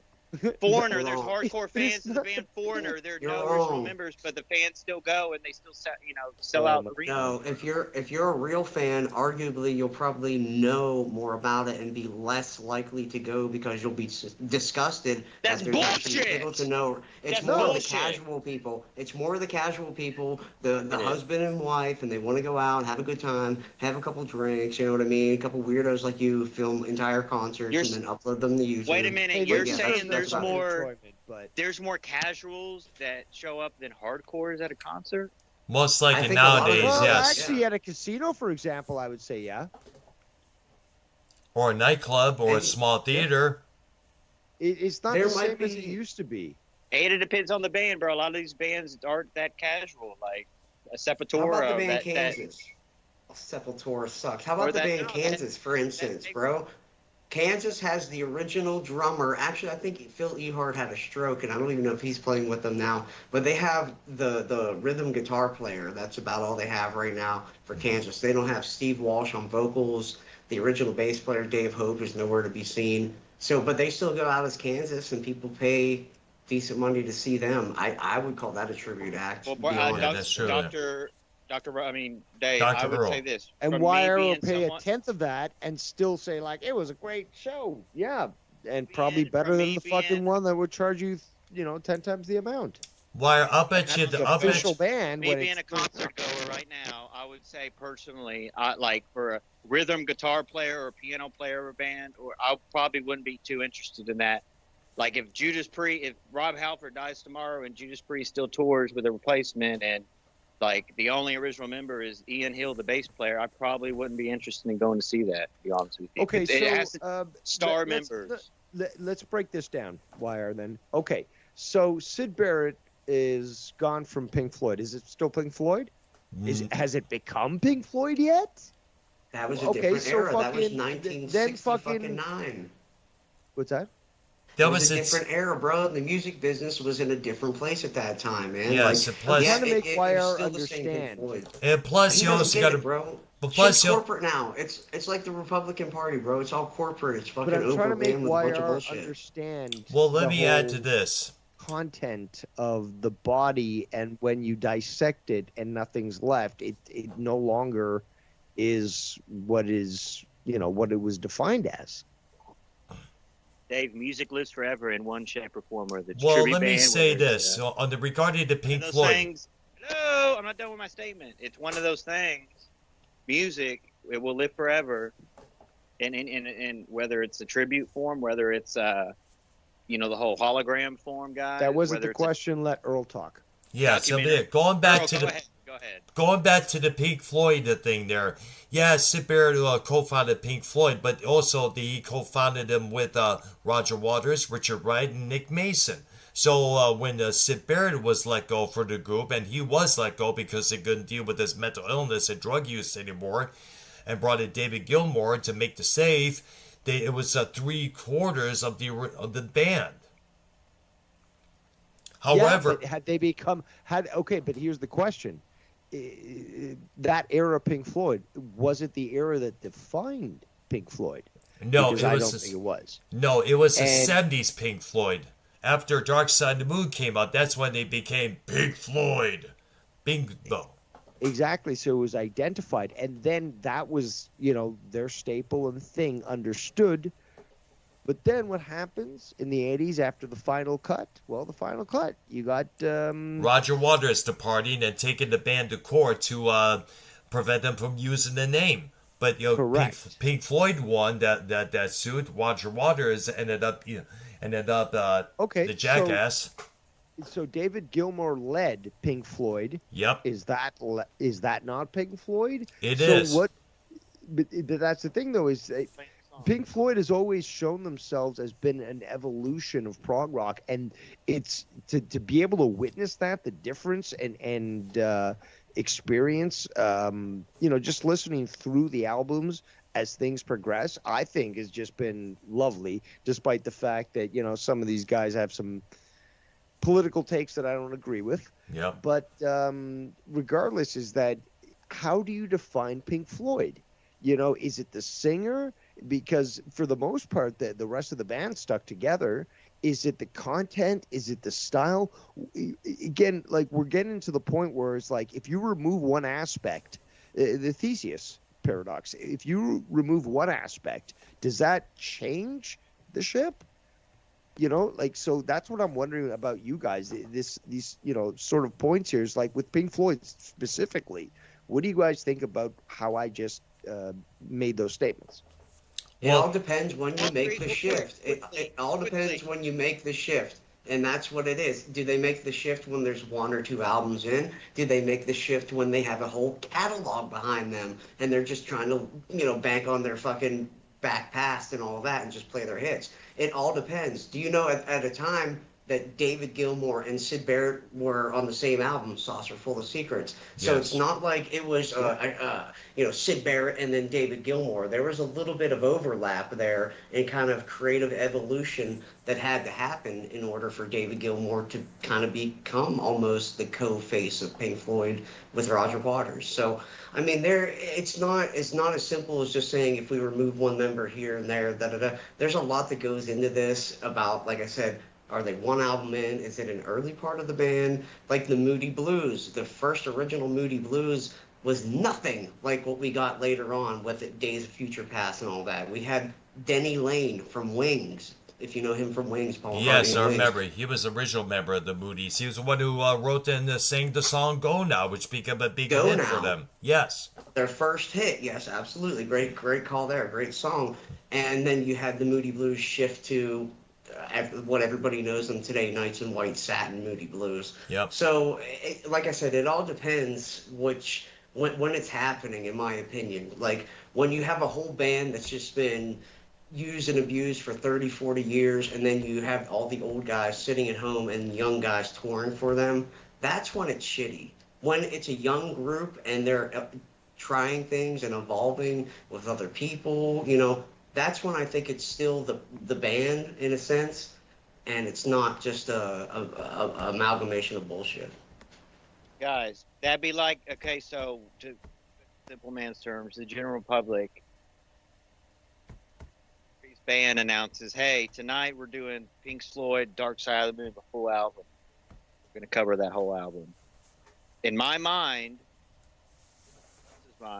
you buy a ticket to that show, you're going to a fucking Pink Floyd show, okay? In your mind, you're going to go Paul 3's going to have the laser boxes and everything. You're not going to go to the Pink Floyd show, but you get a couple beers in you, you smoke a couple doobies, you're at a Pink Floyd show, my brother. Tribute or not. No, you're not. You're not. You're at the Australian Pink Floyd show. Or the Brit Floyd show there, or any other tribute, or little Roger Waters. Paul 3 shits on the tribute thing and everything, but that's the future. That and holograms. Another 20 years, all these bands. No, I disagree. Also, I do want to mention Beast Incarnate in your chat.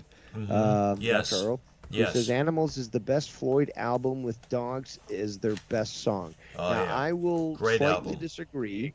I will say Animals is one of the best Floyd albums, okay, because I'm very impartial to Wish You Were Here. But Pigs, Three Different Kinds. Great album. A great song. Best song. Asharah, bara, bara. Yeah. However. And by the way, Dave, speaking of that album, did you ever check out the 2018 remix of that whole album, which came out a couple years back, Dave, by chance?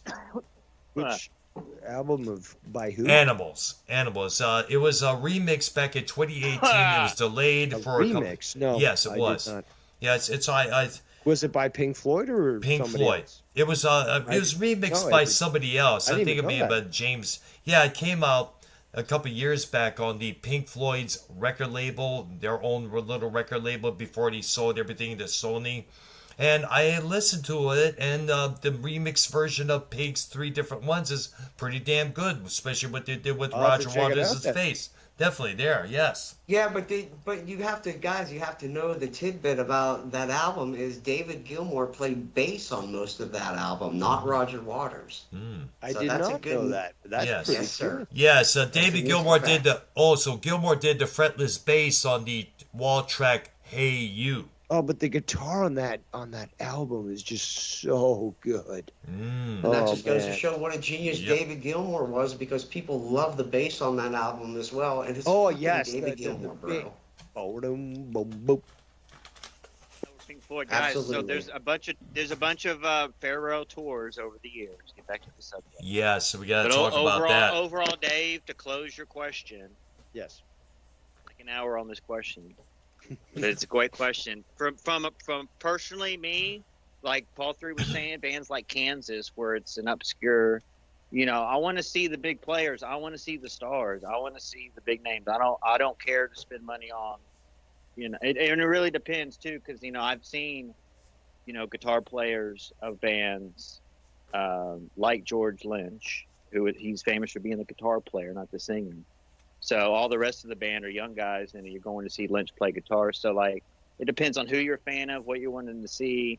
But overall, blanketly, if the band is like, if it's not a guitar player who I'm interested, or not the real singer, original singer, I have no interest in paying and seeing that live. Like the Foreigner thing, I know they sound great, but I have no interest in paying money to go see that. Neither way. How about Yeah, it's Robin not. Trower?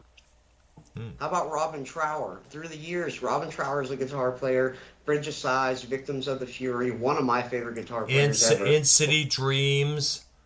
Yes, sir. But he had a Good singer, James Dewar, who was an amazing singer. And He a bass passed player. away.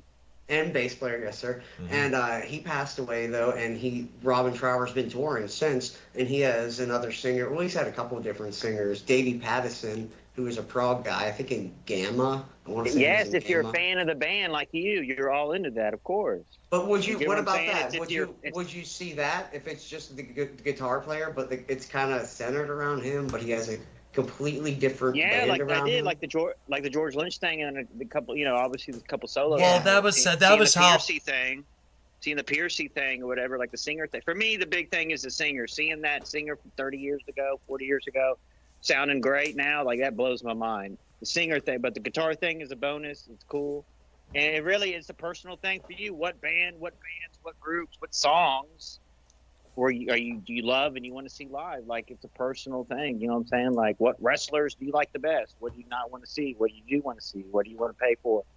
So, like today's question, it goes to your personal taste at the end of the day.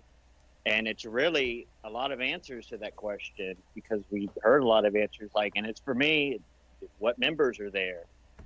What, like, AC/DC, I don't care that the original bass player is not going to be touring. But as long as you have Brian Johnson and Angus, that's all you need, in my opinion. Paul 3 sees it differently. Paul 3, you shit all over that. You have no interest in that, correct? Okay, I have a question. Would you rather have an original lead singer that kind of sounds he's kind of hitting the notes, sort of like a Lou Graham from Foreigner? Would you rather have that, or would you rather have a complete replacement that sounds note for note perfect? Ultimately, me, I'm all about the original singer. So like this, look, I'd rather see Sebastian Bach solo than Skid Row tour. I don't care about Jake Sabo, Snake Sabo. I don't care about Dave Snake Sabo. What are the members, Bro Brown? David the Let's give them Snake one to Sabo, or Scotty Hill, or Rachel Bolan. Like the Gene Simmons thing, the solo tour, I was all over that. I mean, they canceled it, but I was like, oh my God. I mean, I don't necessarily want to see, Tommy Thayer, solo. It's what bands what members in the band you're a fan of too. People are just fan of the band, of the members or whatever. Not just the band, but the members. People worship these guitar players, Dave. You know what I mean? Like the guitar god thing is real. Like, guitar players are really important. Just important as a singer, but like Paul 3. Well, guys, I'm going to go make some dinner, but I'm going to keep listening to you guys. So thanks for taking my call. And again, glad to be on. You guys addressing the topic that was listed in your title about farewell tours. Because, again, the Eagles Kiss obviously needs to be shit on because, but then again, like, they're just great merchandisers. So it's understandable. Yeah. But like the Eagles, $1,500 for a nosebleed. No, they need to be shit on, despite the fact that they've made some great music. But I would love to hear you guys shit on the Eagles because they've gone on way too many farewell tours. And on that point, farewell to the gentleman. So you want to monetize this 500? Thank you, Dave, for being part of this discussion. Definitely. We'll see you on 500 on Saturday.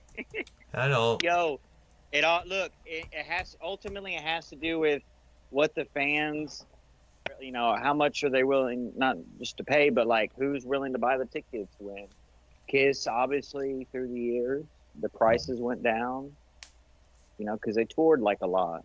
They toured a lot. Guns N' Roses, $25 nosebleeds. Like there was a run 8 years, a few years ago, they were on a run, this past decade. I mean, it was huge, you know what I'm saying, doing these baseball fields and shit, but, the prices go down because they tour too much, and it's really what the demand of the fans, you talk about this band that Paul 3 wants to see. I mean, the demand of it, Rick I'm saying, Wakeman. it's not going to be a stadium thing, but it's going to be, the pricing and everything. And ultimately, man, I think the Who is just as important as the Rolling Stones and the Beatles. I think they're right at the number 3 spot. Beatles being 1, Stones being number 2, and Who being 3. Maybe the Beach Boys might be at number 4. Paul 3, you might be against that, but the Who live right now, I feel like Daughtry sounds really bad for years, kind of. But then again, that's like, age catching up to him, as kind of obviously. washed up. But seeing some of the videos recently, they're doing some thing in overseas right now. Not that bad. I like to catch that. I mean, look, if Ringo Starr comes back with Paul McCartney and they do Beatles Reunited 2025, doing all the hit Beatles songs, you know how huge that will be? Oh, it'll be huge, They but I never doubt will. if it's going to be, they'll be calling the Beatles 2025. It'll probably be Paul and Ringo sing the Beatles. Or perform the It would be Beatles, called- basically. It would be called With a Little Help from My Friends, Paul McCartney and Ringo Starr like, tour. Good call, man. Good call for Shizzle. The whole Yes. Pantera deal, these half bands, 50% bands. Again, it goes back to what individual band it is. What's their story? Kind of like to Paul 3's point, like kind of the whole background of the band, what's going on at the time, blah, blah, blah. But some of if they do it right, like Pantera did, Sammy Hagar did it somewhat. I mean, the Marley thing did it to where they really give you the tribute to the original artist. Their pictures are on the screen. They're giving their plenty of nods to the original. Like the whole Pantera thing is a whole nother. I mean, that's a whole special case in itself. Like, kind of, it's similar to what Sammy did with bringing the Van Halen shit back this past tour. The whole Best of All Worlds tour and everything. These Here's major. a question. Sorry, go ahead. After We'll quit. I thought And you I'll were finish. finishing up. I'll finish. These major people, these major members, these huge names that are dead, but you still want to see something live now. The nostalgia thing gets put into effect, guys. Nostalgia is a hell of a drug. It helps people cope as well. It could be a safety blanket, a safety net, like nostalgia. Watching, that's why I be sending like all 3 of these year 2000 videos people have, like people in like school and like just showing old shit and stuff. Like it's like whoa, it's comforting. And so, like nostalgia puts in effect as well. Like again, if you're a drinker, if you're a smoker, if you want to get down and dirty, if you're fucked up at a concert, it's half the band. That don't really matter either, bro. It's as long as the song sounds like what you want it to sound like. The song, it's all about the song, bro, and the moment and feeling it live, feeling the song live, being it live, the vibes, vibrations, the lights. Brown, you know about that, the whole live experience. That's true, yeah. I mean, Paul 3 on stage, it's a whole nother deal. You're trying to entertain these people out in the crowd, so it's like. Oh, it's completely different than sitting in the audience, bro. It's completely different. Here's a question I want to ask. Has anybody ever been on or seen a farewell tour? Because I just want to share my experience really quick. I saw the Beach Boys in, I believe it was 2012 when they released their last album, That's Why God Makes the Radio. It was with Brian Wilson, Mike Love, Al Jardine, David Marks, Bruce Johnston. It had some of the Brian Wilson band who are just incredible musicians. It had Mike Love's son, Christian Love. And wow, what an awesome show that was. I know the Beach Boys are still going, but this was truly the last. What Beach year Boy was tour. this? I believe it was 2012. I have clips on an old YouTube page of mine where I was absolutely screaming at Brian Wilson at the end of the show during Fun. I was losing my mind right up to the stage. I slapped Mike Love's hand. I mean, it was just legendary. Wow. Yeah, And man, that was billed as their farewell tour. Kind of, yeah. It was the well, they didn't know what was going to happen. There was rumors that they were going to, do it again. No pun intended, because that's a Beach Boys song right there. But it was rumored they were going to continue it. But apparently there was like some bad handlings with the how people were going to get paid. Mike Love, I think, kind of got greedy, and unfortunately for the fans, it didn't happen. But they did I think it was called their big 50 big ones. I think they called it. You can look into that tour. But yeah, I saw them on that. And for if you ever heard of the Beach Boys, their later stuff like Pet Sounds, they have a legendary song called God Only Knows. It's Paul McCartney's favorite song. He always says it in every fucking interview. But anyway, during that, they put Carl Wilson on the screen. It wasn't like a hologram, but Yeah. they had the video and his audio. They had it synced up to the live band.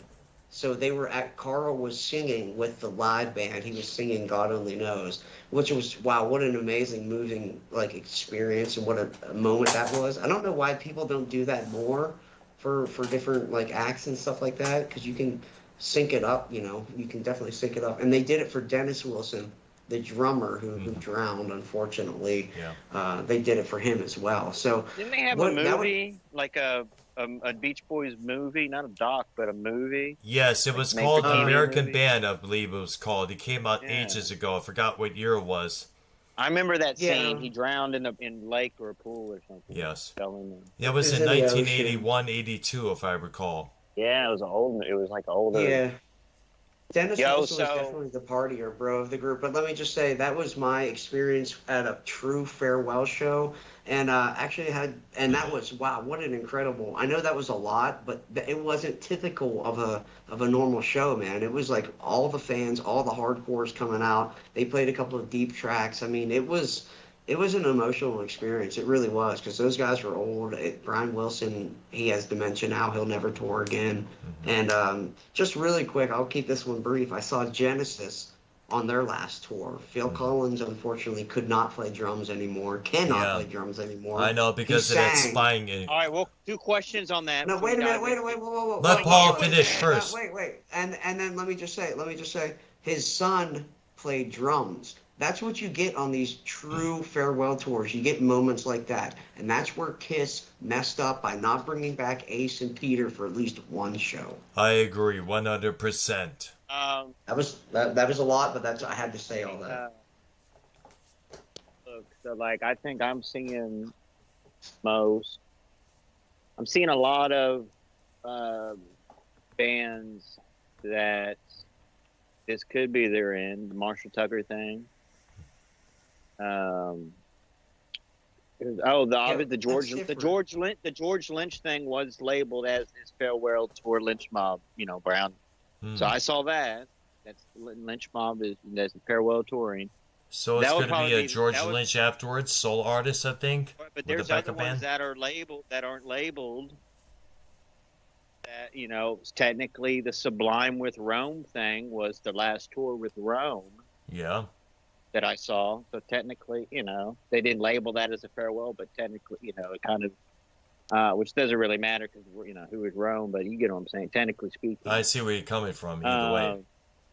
Let's see the. Well, you know what? I'm willing to put money on. I think that Sammy Hagar thing was his last tour. That thing I saw in October or whatever. That was his last. He's doing these Vegas residencies now, but he's going to still do, shows here and there, like the casino shows, and comes to Oklahoma a lot. But I think, if not, he's going to do that like maybe another year or two of that Best of All World, of that Van Halen stuff he did. That whole package that might be one of the greatest shows I've ever seen. Cause I like the whole 5150 album, blah, blah, blah, the whole Sammy Hagar era. Better than the Roth era, personally, but like that wasn't labeled as a farewell tour. But you look at these, he's like 74, 75, whatever.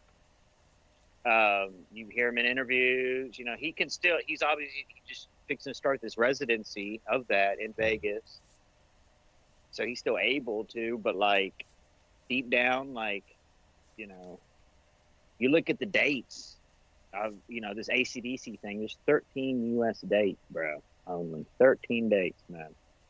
So it's like when they announce a tour, you got to see how much dates they're doing too. Some people it's going to be 3 months That's long. all. That's nothing. 13 dates is nothing. Boston, the band, when they toured in 1987, it was only 6 dates that they did on that Wow. tour. Correct. Remember, I saw them play at the Joe Louis Arena that Why? year. Well, because I like Boston. I mean, I had the third stage. Why did they only tour that? Why did they only tour not that much? Limited. That's a very good question. You know, if Tom Schultz was on the call right now, we would definitely ask him about that for shizzle. But I guess years on down the line, they start doing more tour dates, more gigs, more performances down the line. I guess you know. You know, it ultimate. Look, the farewell thing. Let me think of some. I mean, maybe the AC/DC. This might be their last thing. Maybe so. 50 years, so it might be the last. I'm sure. I mean, the Metallica wasn't there. I mean, that would be a good way to go off, like kind of like Rush, the R30 tour. They didn't announce farewell, but that kind of the fan base and people kind of knew that this might be their last deal. So like that Metallica M72 tour, which has been about I don't know 3 or 4 years so far. Mm-hmm. Maybe longer, 5 years. Oh, they've been known to do that for ages. On that M72 tour, that's 2 dates each city. I mean, the Houston date coming up is 1 date, but most of the time the big sell was it's 2 dates, 2 different set lists. 2 shows, 2 different set lists for Metallica. All right. That's a damn, off the new album. That's a damn good way to go off. That's a huge fucking, how they had that stage set up in the middle and the round at these football fields. Like, that's a good way to go off, bro. Like, but Metallica, they obviously have like probably 10 more years in them, at least. I would have to say. Beyond maybe not that much, but I don't know. That's a good. I'm comfortable with saying Metallica is going to keep touring another 10 years, another decade. Most likely, Does yes. Metallica bring out Jason Newsted for a song or two? No, they didn't do that. No, the only time they did that was during their 30th anniversary performances back in 2012 or 2013. That was about it. Me and Brown accept Trujillo, bro. All right, we accept him. Yeah, he's a pretty damn good bass player, without a question. Definitely Look, people channels say Cliff Reload. very well. People didn't even like Reload and Load anyway. Okay, and then the Black Album was just like the big radio thing, the big mainstream thing. So what did really Newsted really bring? Paul 3. Come on, man. Well, he brought a vibe, and he helped out on some background vocals. He would sing a couple lines. You're right. Didn't he sing like some Wherever I May Roam, a couple like lines in that occasionally live? I thought I think he hit that. Well, Metallica made the big mistake of taking their anger, their sadness out on Jason. They treated him very badly. They had said, like, you're in the band, but you're not allowed to put any input, any riffs, any ideas. Just do your job and just sing back up and play bass and this and that. And here's something else. Hetfield wanted to keep Newsted under his thumb because he was afraid that if Newsted started a side project, he was going to eventually depart from Metallica. Hetfield was afraid of abandonment because A, his father abandoned him when he was a kid. B, his mom died in a car wreck when he was 16. And of course, the loss of his friend and bass player Cliff Burton, 86. All right, so I'm not going to a Metallica concert for the bass player. Mm-hmm. You're going for the whole band and the songs. No, bro, no. Cliff Burton was a massive part of that band. Are you He kidding was, me? A he lot was. of people love. When I was a young musician, okay, I started on guitar and then I went to bass for many, many years. I have a Rickenbacker bass. I have a jazz bass. My Rickenbacker bass right now is signed by Lemmy. But on that Rickenbacker bass, I learned a lot of Metallica because Cliff Burton played a Rickenbacker bass. Anesthesia Pulling Teeth, that is one of the most classic epic bass solos of all time. Yeah, absolutely. So to say that people aren't going to see Metallica for bass is foolish, bro. That's silly. That's a silly thought. If anything, they're not going for drums. No, they're going to see Lars, you douchebag. No, No, they're going for the songs. A lot of A people, lot you of know, people do not like Lars, bro. exactly. They don't care for his attitude, how he approaches things, and the fact I cannot Nah, count how many come on, jokes that they was made 25 about. years ago in Napster. That shit's past, guys. No, Come but they on. have to. But the thing is, you know, I still have yet to hear the end of the jokes referring to the snare drum he used on Saint Anger. One of the most deadliest weapons out there today. The knife, the gun, the snare drum that Lars used on Saint Anger. That's a deadly weapon on its own there. Imagine All right, had to put so- up with that for about how many hours of full All blast. right, so Great I torture saw device. them on that tour. I saw Metallica on the Saint Anger tour in 2005. So I had to hear that damn snare drum live. And the fact that there was those solos on that whole damn record. Try to be new Yep. metal they were. But they had one good song off that album was called Frantic. That's a pretty good I song. remember that. Yeah, I remember hearing that as well. Pretty good one there when you think about it. It's not bad. It's not bad. Paul, Well, would really, you Paul, would you agree that it would be now appropriate time to add in Jason's bass mix in the And Justice for All album, and as well as remix Saint Anger so that snare drum is not so monstrous in your earlobes? That would be nice, but Yes. for now, all we have is a fan mix, which is Yep. it called and Jason for All or Justice And for Jason or something yep, like I that? heard that definitely. Yes, you can find that mix right now, and it's the bass is turned up. And Wyatt just left, I guess, and now he's back YR, again. what's up? You back? Prince, All right, Wyatt. all right, so Prince. like Paul 3 and Brown. Yeah. Paul 3 might shit all over this. This whole new Queen thing with Adam Lambert. Mega big song. Mega big songs people want to hear live. I'd be interested in seeing that, but those prices really are big every time. I check them every time they come around. The prices are like 300 nosebleed, like ridiculous, and sold out quick Wow. for all their shows. It really is, guys. That's a tough ticket to get for a good price. That's why I haven't gone. I'd go and see that because I grew up watching Adam Lambert on American Idol personally. So he's not just some guy or whatever. I know he's good, but those are some shoes you can't really fill, Freddie Mercury. But those songs are so important, guys. These songs are so important. You're gonna have to find substitutes, replacements eventually, and everyone does, or you just don't tour anymore. But no bands don't just quit touring. Everyone keeps going. Like, what band really YR? quit besides Led Zeppelin? YR, I want to tell you something right now. Yes, you can talk about Adam Lambert. Yes, I will say, hey, it kind of makes sense. He's flamboyant. You know, he fits in with that whole style. But YR, I truly want, I'll have to send you the link because I know you won't look it up. There's a man named Mark Martel. He got famous. This man looks like Freddie Mercury. He plays piano. He sounds like Freddie Bro, Mercury. I saw him. I saw him in concert. He does a tribute. What? You saw him live? Yeah, I think you Yeah, mentioned that. Remember, you saw that, Brown? Whoa. Yeah, I did the think Queen I tribute. mentioned that on one of our earlier shows, if I recall. Can I have a little review? That's what I'm saying, bro. The tributes hit like that because they, like, the ones that look like them freak you out, dude. He's Like- not a tribute. He's not a tribute, but YR. What I'm saying is, wouldn't you rather have that guy sing for Queen than Adam Lambert? Nah, because they're looking, bro. That's what they What? did with AC/DC. The AC/DC, they tried that with the guy I know, the tribute guy, but they went with all the bands are gonna go with the names you've heard of. If it's singer, if it's a major role like that, drummer, bass player, doesn't matter. Look what Motley Crue did. They brought in a name, John 5. They're just not gonna bring, like certain instruments, certain What parts. about Journey? Huh? Yeah, but Journey didn't. They found some dude in the Philippines. That's what I'm saying. Yeah, third Arnell is whatever his And, last like, name is. And he wasn't he a tribute singer though too? Not that I know of. The only one I knew that was in a tribute band and later become to join the real thing would have to be, of course, Tim Ripper Owens. Yeah, and at least they made like some new music and stuff.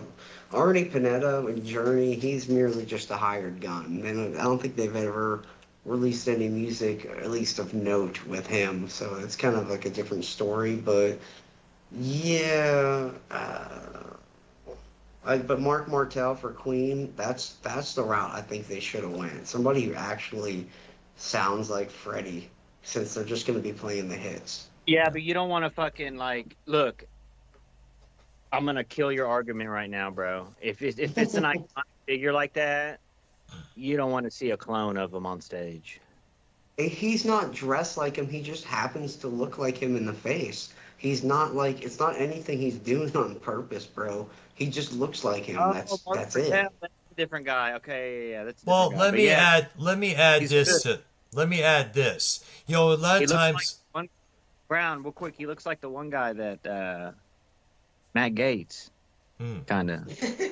Yeah, but let me add this. When a band gets a new lead singer at times, they often try to go with the famous individual, like AC/DC did with Axl Rose, like Queen did with Adam Lambert, because this would possibly bring in more money to the band's pocketbooks. When you think about it.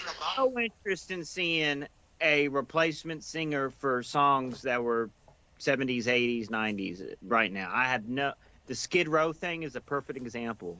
Skid Row as the band is the logo, which is really it's all it is. Sebastian Bach more Skid Row than this touring Skid Row. Yeah.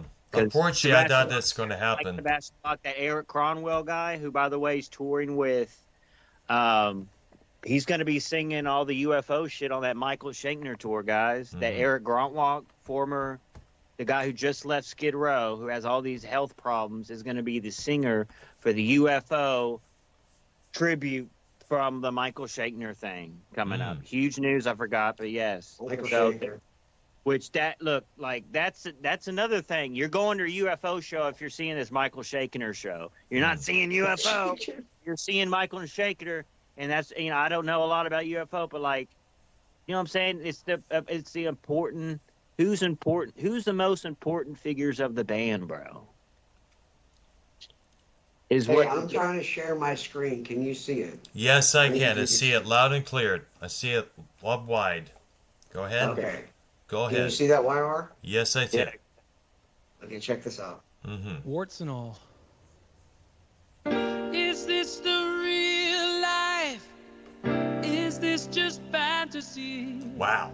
Caught in a landslide, no escape from reality. Open your eyes, look up to the skies and see. I'm just a poor boy, I need no sympathy, 'cause I'm easy come, easy go, little high, little low.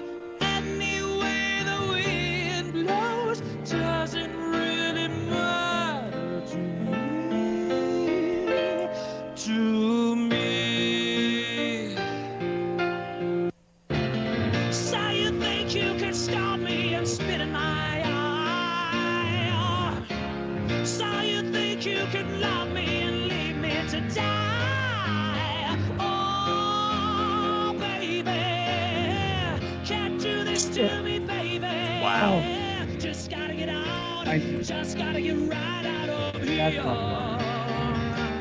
Browns. Wow. Wow. What do you say? Anyway, the wind Nailed it. Browns. Nailed it.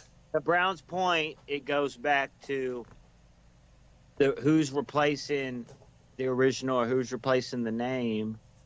You know, for example, the whole. Adam Lambert For is shame. example, for Yeah, example, but can we talk? Yes, YR, we hear you, but we have to talk about that performance really quick because it's currently blowing everybody's mind. Yes, our minds included. That's Nailed what it, as I just said. all these tribute bands sound like this. It sounds like the same. It's That not- guy, yeah, but Freddie Mercury, to sound like Freddie Mercury is something that's special, bro. That's a talent that is surpassed being in a tribute band. That guy, Lightning in a bottle, bro. It's lightning in a bottle.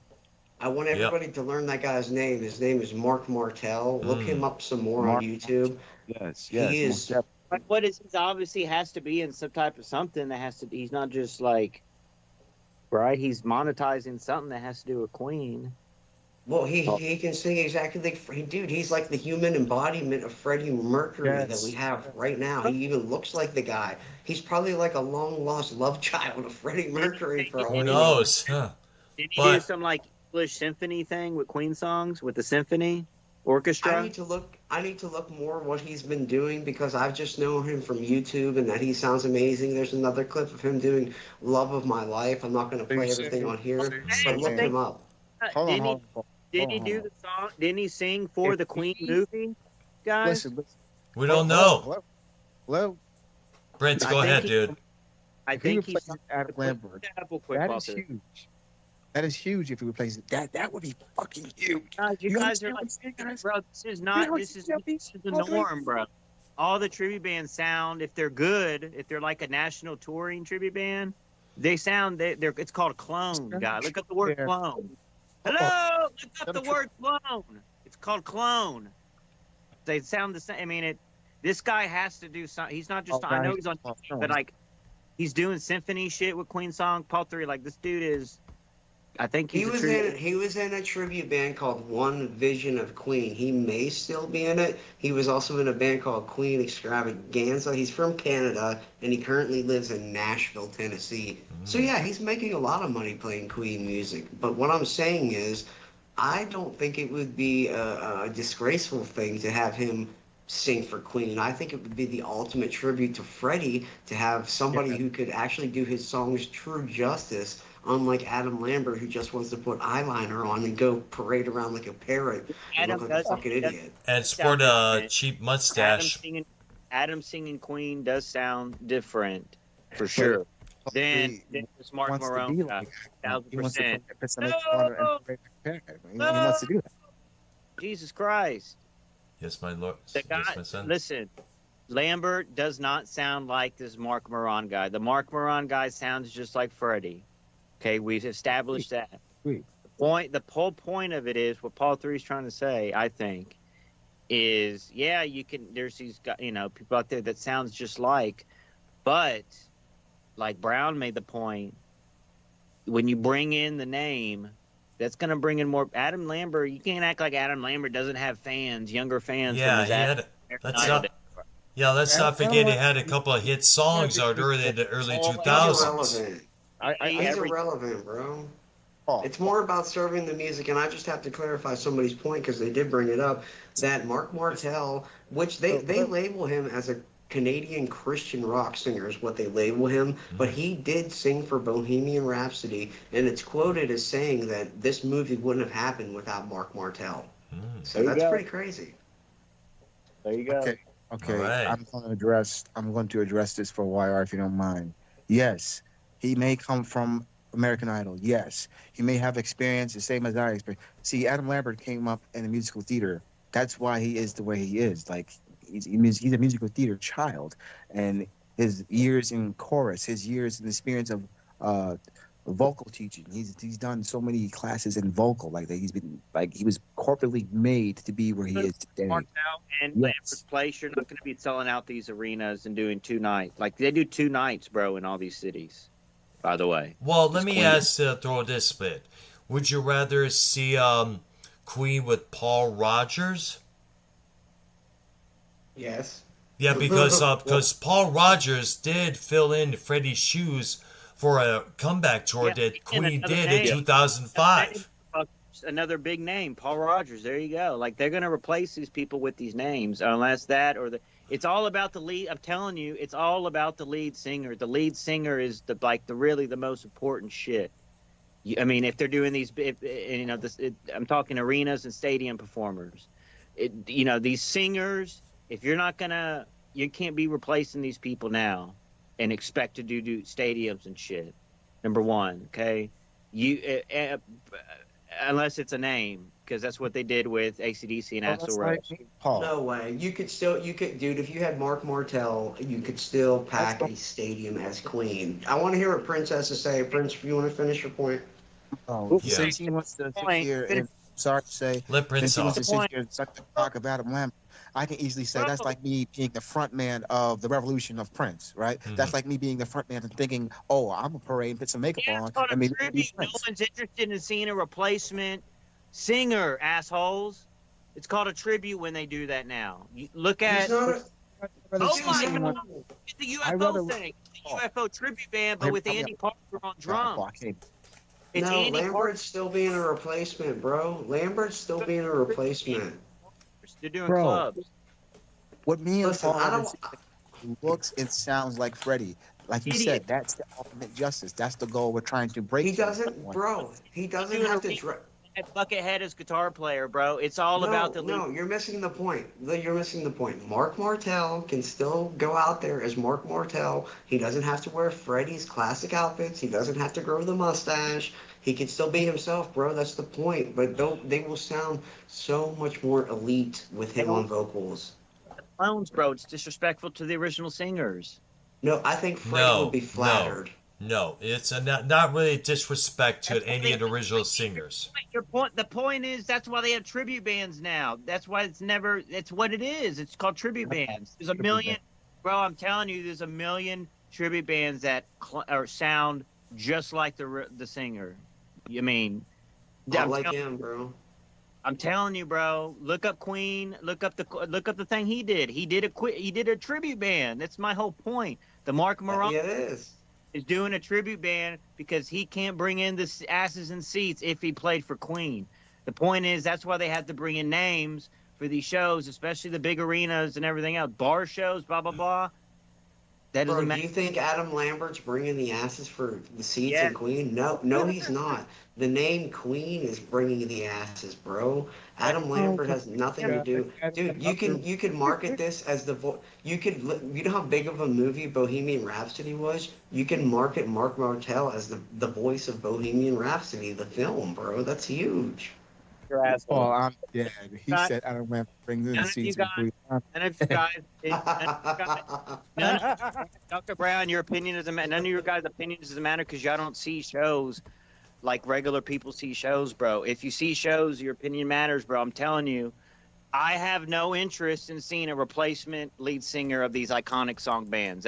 That's my thing. If you can't agree to that, you're retarded. Paul, Oh. 3, you gotta agree with me on that, bro. Please. No, because Adam Lambert's doing nothing new. He's not singing anything else. Go ahead, Prince. What do you have to say? Oh, he won American Idol.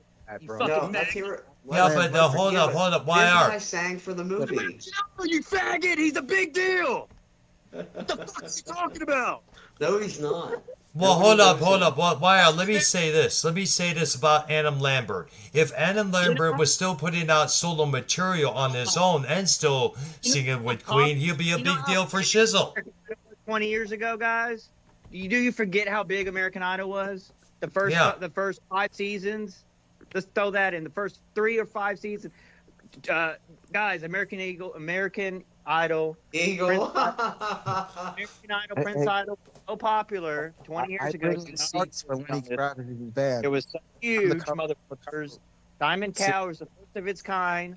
It was the first fucking thing of it. That thing was so fucking big 20 fucking years ago. You can't argue with me. You cannot. Families were watching this show, motherfuckers, by the millions.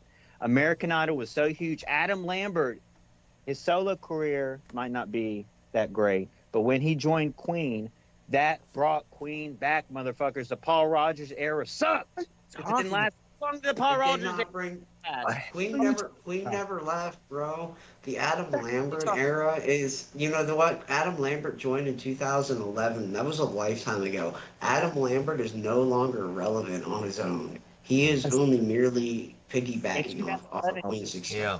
He was in 2011. Stop. I agree now, not so. Adam Lambert on his own. Solo career, no, not big. LGBT community, yes. Oh, here we But that's go. it. But that's it. Hey, You guys hey, Paul, are at- what's that song? What do you want from me? Yeah, that was his only big hit, unfortunately for him. Dr. Brown, Yes. please agree with me that American Idol was super popular back in the day. Oh, it was way popular, and the thing is, but the problem with that was that many people audition not to just be singer, but to be famous. Nobody Yeah. has interest in seeing a replacement of classic Here's the thing. Here's the thing. 70s No, and 80s. agree now. to. Nobody has any interest. Don't mind.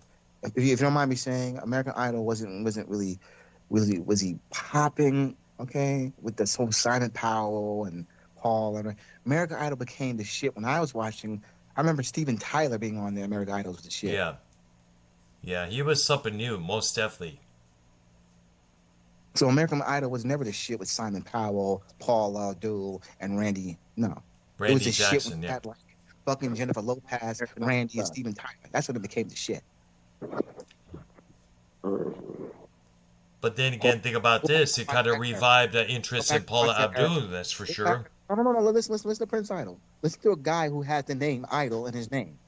Go back and watch American Idol, and you will realize it was shit in the beginning stages. When they had Steven Tyler and Jennifer Lopez, that's when it really kicked off. And then after that, they had Nicki Minaj as a judge, and it really kicked off. Jackson years, Paula Abdul, Simon Cowell. Those were the come on, bro. Those No, auditions. the biggest year was when they had William Hung. Do you remember William Hung? Oh my god! Oh, dude. He'd probably be whooping. Maybe he could do better than Adam Lambert, for crying out loud.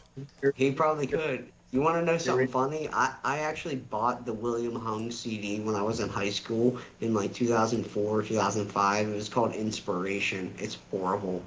Oh gosh. It's him singing a bunch of covers like really bad. You surprised me. This man says Adam Lambert put seats in for Queen. Adam Lambert was the man for America. What the fuck are you talking about, bro? Are that you really going to Queen to see? What's his name, Paul? I'm going to Queen to see the show, to hear the music, to hear it played correctly, to hear it played accurately like I remember it. Not to hear Adam Lambert do his own thing up on stage. That's the last thing I want to see with Queen. That's disgusting. All right. Yeah. Queen is more popular now That than it was. artist is saying he's not the sole power of that band. He's not the franchise of that band, bro. We can care less if Adam Lambert was part of that band. Well, in America. Well, let me throw out this name. Suppose Queen got themselves a female singer, like in, for example, Christina Aguilera. I think that would be kind of lame, to be honest, too. I wouldn't like that. Yeah. It still wouldn't represent what I think Queen is, to be honest. It wouldn't have that sound. You need a guy who can sing. And definitely, Mark Martel definitely did that for sure. No one would be Freddie Mercury, but the guy that you pull out your bag today, Paul, I think he would do Freddie's justice. Honestly, hands down. Well, like I said, he did it on the movie, and I didn't actually watch the movie. I haven't watched too many rock films or movies lately, to be honest, but knowing this, I might actually check it out. What bands now with replacement singers? Oh yeah, go watch that movie. That movie's great. I seen that. Now with replacement singers are clones and sound just like the original? None. Paul? None. Guess what? None. If you didn't know this, if you're gonna go watch the what's it called, the Brian Human Johnson, CD, Scott doesn't sound like him. who's in it? You know who's in it? Who? Your boy, YR. Your boy's in it. Adam Lambert plays a truck driver in that movie. Look what I said in the chat. Yes. Queen became more popular in the United States when Adam Lambert. Well, Queen. Hold on a second. Queen became more popular in the States thanks to Bohemian Rhapsody being in the first Wayne's World movie. That was back in 1991. Well, no. Adam Lambert made them popular in the USA, bro. Yeah, but please hold on. Please, Why, dude, you were a kid back then, so let me educate you. You gotta remember, Queen's Bohemian Rhapsody was featured in the first Wayne's World movie that same year, 1991. At the same time, Freddie Mercury had passed away from AIDS, so the rock music world was mourning his death. And that kind of like gave a new lease on Queen's career in the States, because up until then, Queen in the States was kind of like a ho-hum, whatever, because remember, after Another One Bites the Dust became a big hit, he kind of like shifted towards the dance disco realm on that one follow-up record that he did. And the rock fans of the old Queen were like, But Really, it took, but it became, but it their also, live shows brought them back, bro. What do you mean? Their live but shows, there was no Freddie Mercury because he died. I know, And then yeah, but here's the Paul thing, though. Rogers came with New interest in the band soon developed. Those albums became reissued on CD and now on vinyl. Test on American Idol. His But popularity. Paul 3, you're jealous of Lambert, and I get it, but he won. yeah, but am I making a point here? No, Paul, bro. they No, you do make. no, I agree. no, bro. We're not gonna sit here and let you just act like Adam Lambert's the best thing to Queen. Hell no, bro. The fuck is wrong? What lead singers got replaced that sounded just like the original? None of them now. Name some. Well, yeah, it is true there. I would say Tim Ripper Owens, but he's different than Rob Halford. Guys, that's why they have tribute bands. That's why they have tribute bands, because these people, that's their place. The bands can do that. And yes, Ripper was a tribute guy, but he doesn't. I mean, there's certain voices you cannot mimic. There's certain voices. I mean, even but sometimes tribute I love, it doesn't sound like just like Halford. You know what I'm saying? Well, sometimes you don't want to do that. Like, look at Black Sabbath. Look at Black Sabbath with Ozzy. Look at Black Sabbath with Ian Gillan. Look at Black Sabbath with Glenn Hughes. Look at Black Sabbath with fucking Tony Martin Dio. and Ian Gillan as well. Say this. Yeah. Yes, Ian Gillan. I know you always speak so highly of Tony Martin Brown. You Yeah, really speak he is a very good highly. singer, definitely. That for shizzle.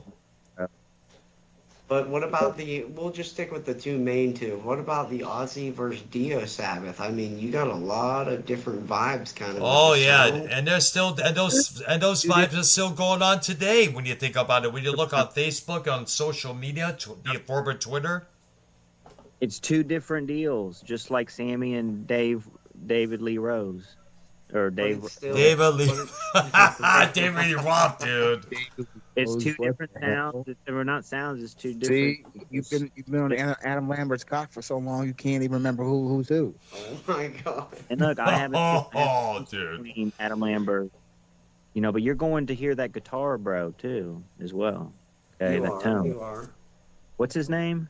Brian May. Brian May. Brian. You're trying to hear that Brian May guitar tone, bro, as well. Roger Taylor does On a the lot of the drums. background vocals too. Yeah, on the drums Exactly. he does a lot of the background vocals, high vocals. And he sang live on a couple of tunes himself, like "We Want Some Prime Jive" from the Game album, as well as "I'm in Love with My Car." I'm in love with my car. What a classic song, man. Love Yep, that from song. the Night at the Opera album.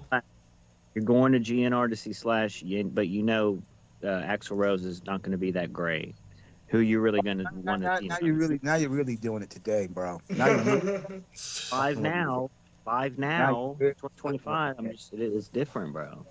You're gonna Don't you trigger just- Prince. Look, there's Tell the stuff. singer better. He's way better than fucking gay Amber Lambert. Dr. Brown, you go see people see Dawkins with Don Dawkins. It's fucking horrible. I mean, there's stuff now live. I'd rather see Don Dockett with Why Don, not? George, Jeff I'll say it like Pilson, this. and Mick Brown. Axl Rose actually puts people in seats way better than Adam Lambert does for Queen. I wouldn't even, bro. That thing was so bad. I wouldn't even want to see. Even if you're coming back with the original guys, like if you're a bad singer and you're not good, you don't sound like you did 30 years ago, like at all. It is not fun, guys. I'm from experience, like even this Marshall Tucker thing, guys. You know what I'm saying? Like, you know, it's different because The I grew thing up is, music, Paul- whatever. But like, guys, it is way. The thing is, The Earl, singers. I gotta say this. If say for example, if Axl Rose tweeted, right? If he goes out and tweets, Singer is the most I'm going important. to do the original lineup. I'm going to bring back Izzy and Steven Adler, the original lineup of Guns N' Roses. I'll guarantee you that would sell out more than what Queen's over there doing with Adam Lambert. No one gives a fuck. No, everyone just wants to see Slash and Axl. Bro, what the fuck you talking about? If Steven Adler, the drummer, the original drummer, and Izzy comes back to the actual line, Guns N' Roses, the actual lineup come back. You mean to tell me no one's going to see that, Earl? You mean to tell me no one's going to pay? Oh, they're going to be seen by the pound because a lot of people have been hoping the Guns N' Roses would come back. So because all we got is a three quarters of the original lineup. They did that like a decade ago. They brought him on for a couple songs to try it out, and it didn't work out. Yeah. Well, Yeah. then again, Steven Adler did the dirty with the Axel's wife at that time, and let's not forget the drug-induced stroke that he had back in And there's '96. another one, all three. The Steven Hold Adler, on. the Steven Adler band, his solo band. Earl, if you don't He mind, has a is he because has a Axel was one there, that and sounds. that's with his girlfriend who became Hold a on, rock. hold on, one at a time, one at a time. Yeah, Wait, I'm I gonna gotta have take I'm a gonna leak. I'll be moderate right back, this. dude. All three. Okay. The I'll be Axel, back. Okay. the Steven Adler tribute or the Steven Adler band, his solo band, where Steven Adler plays drums. He has a clone singer that sounds just like Axl Rose, and that shit is cool. That shit is cool when that's the thing, individually, like that's the biggest point I made today. It goes by an individual band basis. When there's groups that the singer sucks and is not good, but when you see like the George Lynch thing, George Lynch plays guitar, he doesn't sing. But he played some Dawkins songs. He had this younger guy sing those songs. Oh my God, it fucking was great. You go see Don Dokken live right now, original singer. He sucks. He's horrible, washed up. It is not good. It is not fun.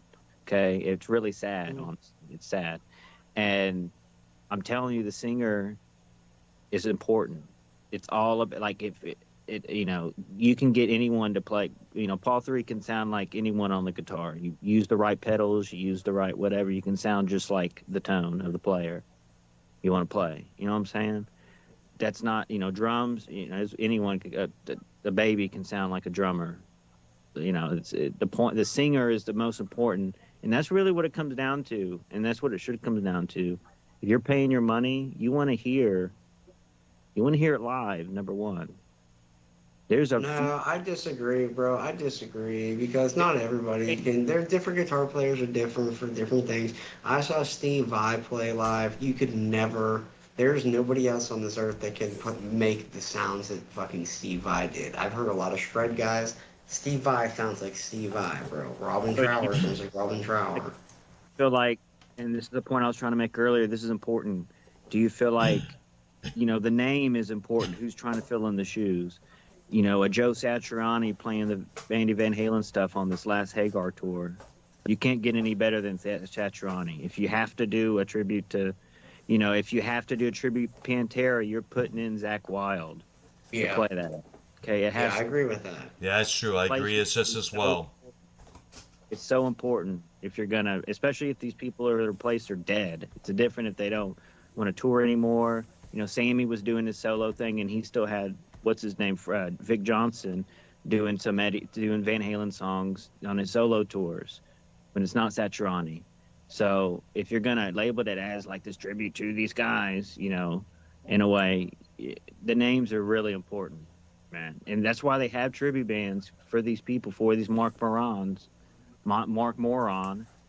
this fucking Mark Martel. Yeah, but he sang for the movie, bro. He sang. That's clout. That is. He was in Hollywood. That's the type of guy you can bring in. You can capitalize on that. So it's not just bringing a guy in out of a bar scene singing a Queen song. This guy sang for the official movie that made millions of dollars over the world, bro, across the world.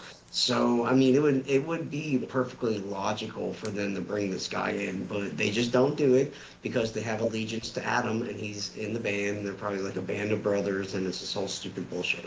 That's true. There are no bands that are doing stadiums that aren't the original singer that we know. Obviously, Bon Scott, Brian Johnson's a different story, but there is no. I mean, it's all guys. It's all Dave Rose. If you're listening, it's all about the singer.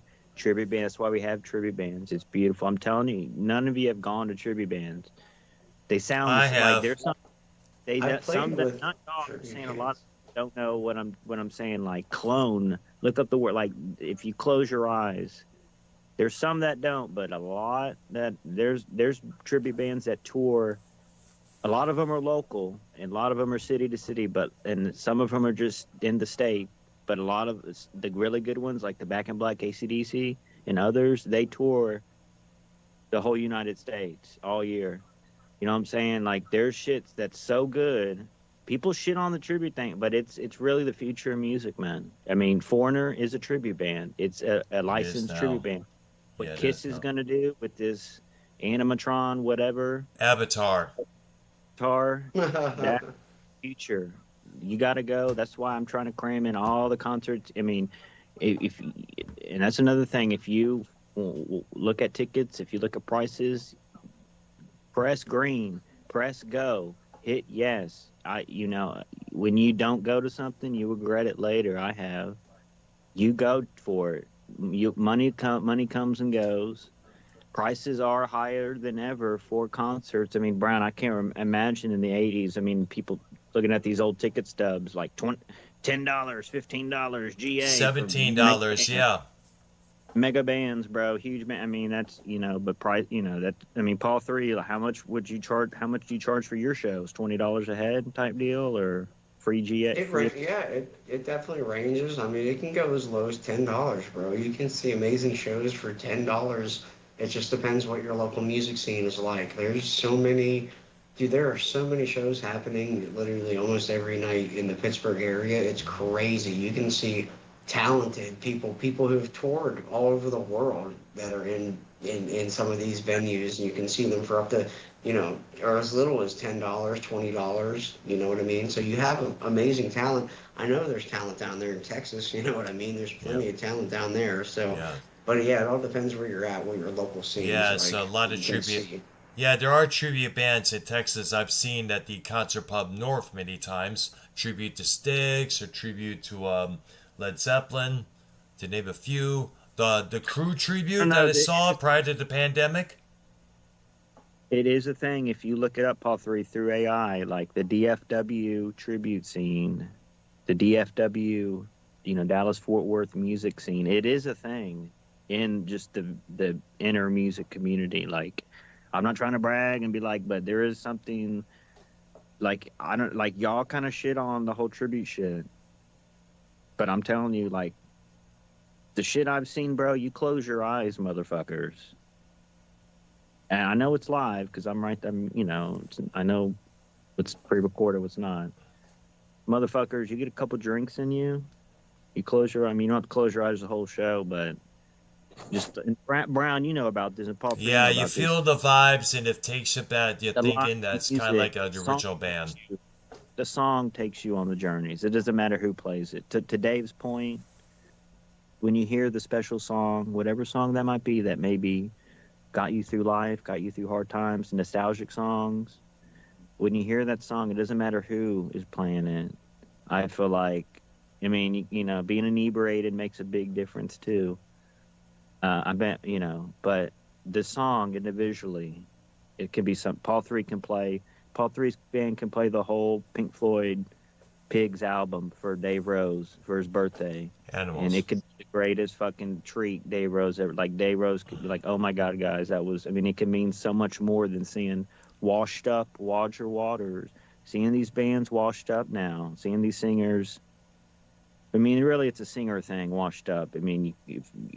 Instruments, can you really, you get what I'm saying? Like. Yeah, I think, you know what, I think that's a good note to end on personally. So, personally, on my end, I know we're over 2 hours tonight. I don't know how long we're trying to go, but I got to wrap it up soon. So, do you know what the topics for next week are going to be? I know. Anything you want to throw out there, we'll definitely discuss. We have to do like 30 minutes on the AC/DC tour. Is that what? Okay. And we're gonna give some time. I'm gonna do a couple blogs. Okay. Maybe we can play something through the video, but we need to do. What do you think, guys? Go ahead. I might go to the Rick Wakeman concert on Tuesday, so I'll see what I can do there. Give a review. Give us a review, most definitely, for sure. Maybe me and Prince can meet up. Prince, you gonna try to go to the concert? You guys should. Yeah, so better yet, you could also meet up and do a live stream together like you and I did years back. Yeah, we gotta hit that. You got Prince. For shizzle. Spin the 300. Let's hit this. Come on. What day is it? It's on Monday. Prince, are you guys gonna go to the concert together? I am. I know. I don't know what YR has planned, but I hope hopefully. Better, motherfucker. He'll be in the DMs. just bump into each other. You guys got to meet up. You guys got to get a picture together. Maybe film some content. That'd be awesome, actually. Yeah, it's That's like a me and shot. YR did twice before. I'm gonna get fucked up, bro. I'm gonna get. I might bring my own Jack Daniels or something. I don't know. Yeah, hang Bro. out and have a good time. That'd be awesome. Right, You guys definitely. totally should do that. Have Hell a yeah. drink with friends. You know what I'm saying, Dr. Brown? Mm-hmm. Get Prince loaded. Brown, Yeah, I brought Prince. Dr. Brown a Pepsi, I believe. Is that what I got? I think you? it was a Coke or a Pepsi, one of those two things at the pre-show, that's for sure. Did you trust YR, Dr. Earl? Did you get any weird vibes? None at all. I'm just kidding. I'm sure. I it'll know, be fun. I know. Because I remember one time on another program, somebody in the chat said YR tried to spike his drink, but he forgot Earl doesn't drink. I'll be expecting to hear Paul 3 and Dr. Brown and Dave Rose on Monetize This 500 this Saturday in a couple days. Well, Is if it I this Saturday? It is this Saturday. and oh this is wow, mega. interesting. Wait. I have a question. Is it an open call-in? Well, throughout history, all the major Monetize Thises were open calls, technically. Like, is there going to be a phone line, or are we going to an Instagram or a Discord I think link or anything like that? it's a Discord he had to call in. Yep. I know I'm so sorry. I mentioned before about putting Discord back on my phone. If I'm going to call in on Joe's program this Saturday, I'll call from the castle, of course. Show him around the joint. Yeah, we got to hit that. All 3, do you predict, you think Jake DeMarco will be on 500? Listen, I don't speak for Jake, but I don't think he'll be there. Dang. It's that bad, guys. Well, who I'm not knows? Who saying- depends? I'm not saying it's bad. I'm not saying it's bad at all. I don't really, like I said, I don't speak for Jake, but we're gonna get him. That's on up to program Jake. sometime to talk music. That's definitely up to Jake for Shizzle. And Yeah, we're- definitely we got to get Jake on the call on this program for sometime soon there, Paul. We got to start getting it off. We got to get it off this channel and start putting it on X Spaces, though. All right, Brown? No. No, we tried that before and it sucked. Monkey balls. Where? Hey guys, what are we gonna? Are we gonna get Microsoft Teams, or are we gonna start using Discord? Well, I have Microsoft Teams right now on my computer. It keeps popping up on my Skype saying this, go to Teams, go to Teams. It's like, Skype's not dead yet, homie. In fact, I'm getting messages on both Teams and Skype. What do you think about it right now? Before we I leave, like let me Skype. look up tickets for the What's wrong Tampa with doing show a stream? Mm-hmm. for you, Brian. What? What's up? All right. What's wrong with doing a stream? I think we should I'm gonna just do look stream. up tickets It's easier. for the, Hmm. see if all you guys, if we can simultaneously go to the same tour, even if we can't go to the Zach show together, that would be cool. If we can all, we should try to do that. this I don't year. know. I don't know where it's at. Let's see. Hmm. Tampa, Florida, May 16th. Is one coming to Pennsylvania or no? Hmm. I don't think so. Who is it? Who is it? Pittsburgh, May 8th. Pittsburgh, ACDC, May 8th. Let's look at Oh these yeah, prices. because ACDC is. And then we coming, have to yes. look at Dr. Brown prices next. Let's see if we can get All y'all to this tour. So the cheapest seat is $91 for the Pennsylvania tour, which is Oh, not wow. bad because it's a thing. People say any seat for an ACDC show is a good seat. It's like a quote I see on social media. So any seat's a good seat for ACDC. It doesn't matter where you sit. 91 on the cheap. That's pretty good, guys. That's pretty good for. I mean, there's a lot of seats left, so that's possible. Yeah, All I right. could send you that $100, Paul 3. Let's see for the Dr. Brown. Now there is a Michigan show, Dr. Brown. Would you travel to Michigan for? I'd rather see one here in Tampa. So this one's on Friday in Tampa. Mm-hmm. The cheapest seat. Look, and this is what I'm talking about price difference. Mhm. $195 for the cheapest seat, guys. Now Mhm. there is not a No lot surprise. of seats left. No There surprise. Depends on where you're at in America, bro. Like there's shit that's really sold out. There's shit that there's 100 seats left. There's a lot. There's not that much seats left for this. 195 on that. Now $200 for nosebleeds. Would I do that? I don't know because at first I didn't even want to go to this tour, but I was listening to videos and I saw it was limited, and then the prices weren't that bad when they're on sale. I paid 200 and I'm not nosebleeds. Okay, I paid that much, but I'm not nosebleeds. So nosebleeds sucks, but it super sucks when you're at a stadium, when you're at a baseball field, when you're at a football field. Those nosebleeds is the worst for sound. Is the worst, guys. So nosebleeds isn't worth it to me at certain venues, in my opinion. Yeah, it's Sorry. terrible. It's always Sorry. terrible. Yeah. To Paul, it's not even worth it to him for $100 because Cliff Williams isn't there, Malcolm Young, Chris And Slade's Phil not- Rudd. And Phil Rudd. No, I'm not making fun. mean, That's you're a, kinda like Paul, right. I agree with your point because look, there's. I'll give you a band. Look, I mean, I saw Creed. I mean, I saw Kiss without, Ace and all that a couple times. But like, what band does YR would see that doesn't have as much originals or important? What songs do I really love that I would want to see live? I've seen really Other all- than Judas Priest. other than I mean, like I've seen so much stuff in the past 2 years since like 2023, guys, from the Van Halen shit with Sammy. You got your Van Halen crunch, right? Your Van Halen fix. From the Kiss shit with Ace Frehley a couple years ago, Ace Frehley show. Okay, I was gonna go to the Kiss farewell, but my friend was sick and tickets were, his last minute. Way Didn't go, through but the roof. I already saw him already. I already saw that version of Kiss 3 times already. So what? You know what I'm saying? At the end of the day, so.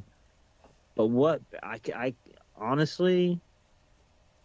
I mean, I want to see. I'd like to see the Stones. I mean, they're still what they are, but I can't think of like it's hard, bro. Like, I mean, I'd like to see. If the Doors came back with.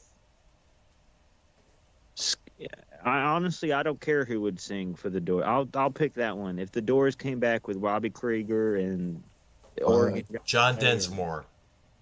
that's all I care about in the Doors now is the guitar player and the organ guy, in my opinion. But Ray Manzarek. I'd pay money to see the Doors with some type of singer, a clone, or I mean, that would be a good one. Ray I like. Manzarek died.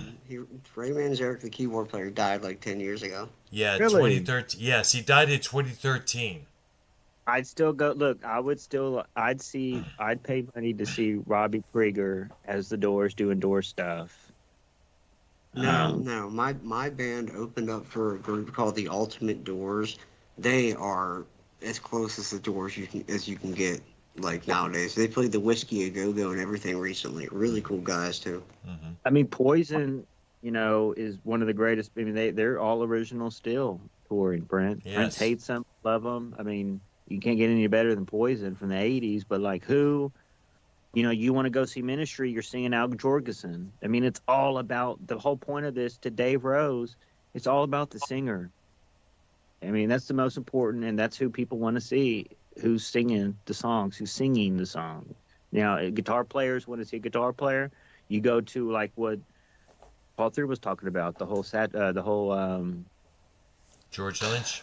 the Steve Vai thing. That's a guitar player's concert. You know what I'm saying? You're not getting really. He doesn't sing, right? No. So you're getting mostly instrumental stuff. So like, it really is what you. But for me, like, really, it should be the singer and how the songs are being sung and sounded. The Linkin Park thing that I saw was a replacement with the woman, and that is a whole different deal. Vibe. She definitely. she doesn't sound like what's his name. I mean, it's Chester similar. Bennington. It's the Scream thing for sure. Like the Scream thing is in there, but that's a whole. It's a whole nother deal. But It's a like different Brian Johnson. vibe. It's like Brian Johnson and Bon Scott. It's still good. It's not bad. That the replacement singer for Linkin Park guys. She's not that bad. Like, so there's stuff. I mean, Adam Lambert live with Queen is not that bad. Like, it's multiple shows in one city.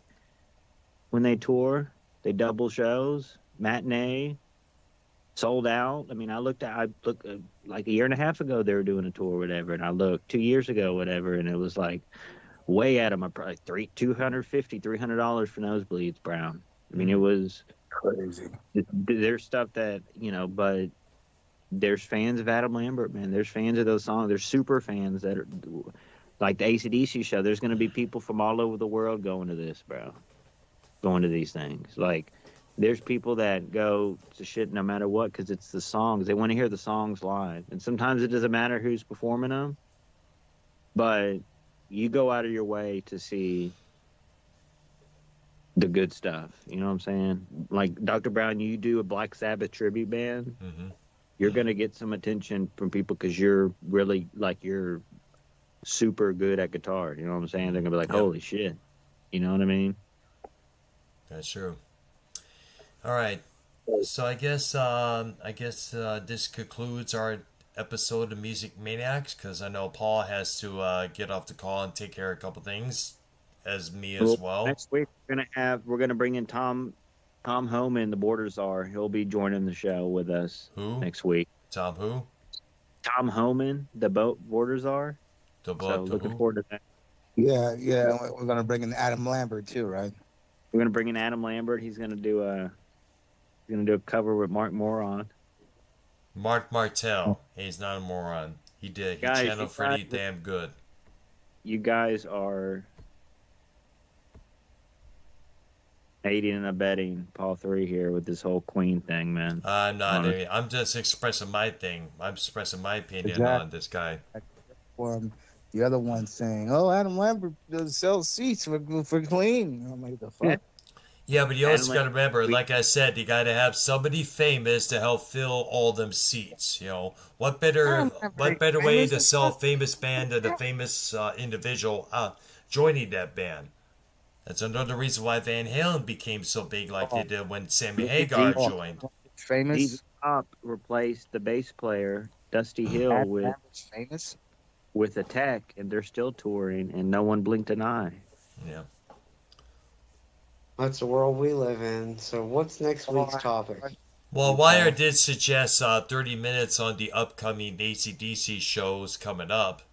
And I'm not sure if I have anything in mind. So there'll be videos coming out tonight because they'll probably start in 30 minutes in Minnesota live right now. They're in Minnesota. I say something. You guys need to meet up. For sure. Yeah, definitely. That'd be awesome. Prince, Yes. come on. Say something.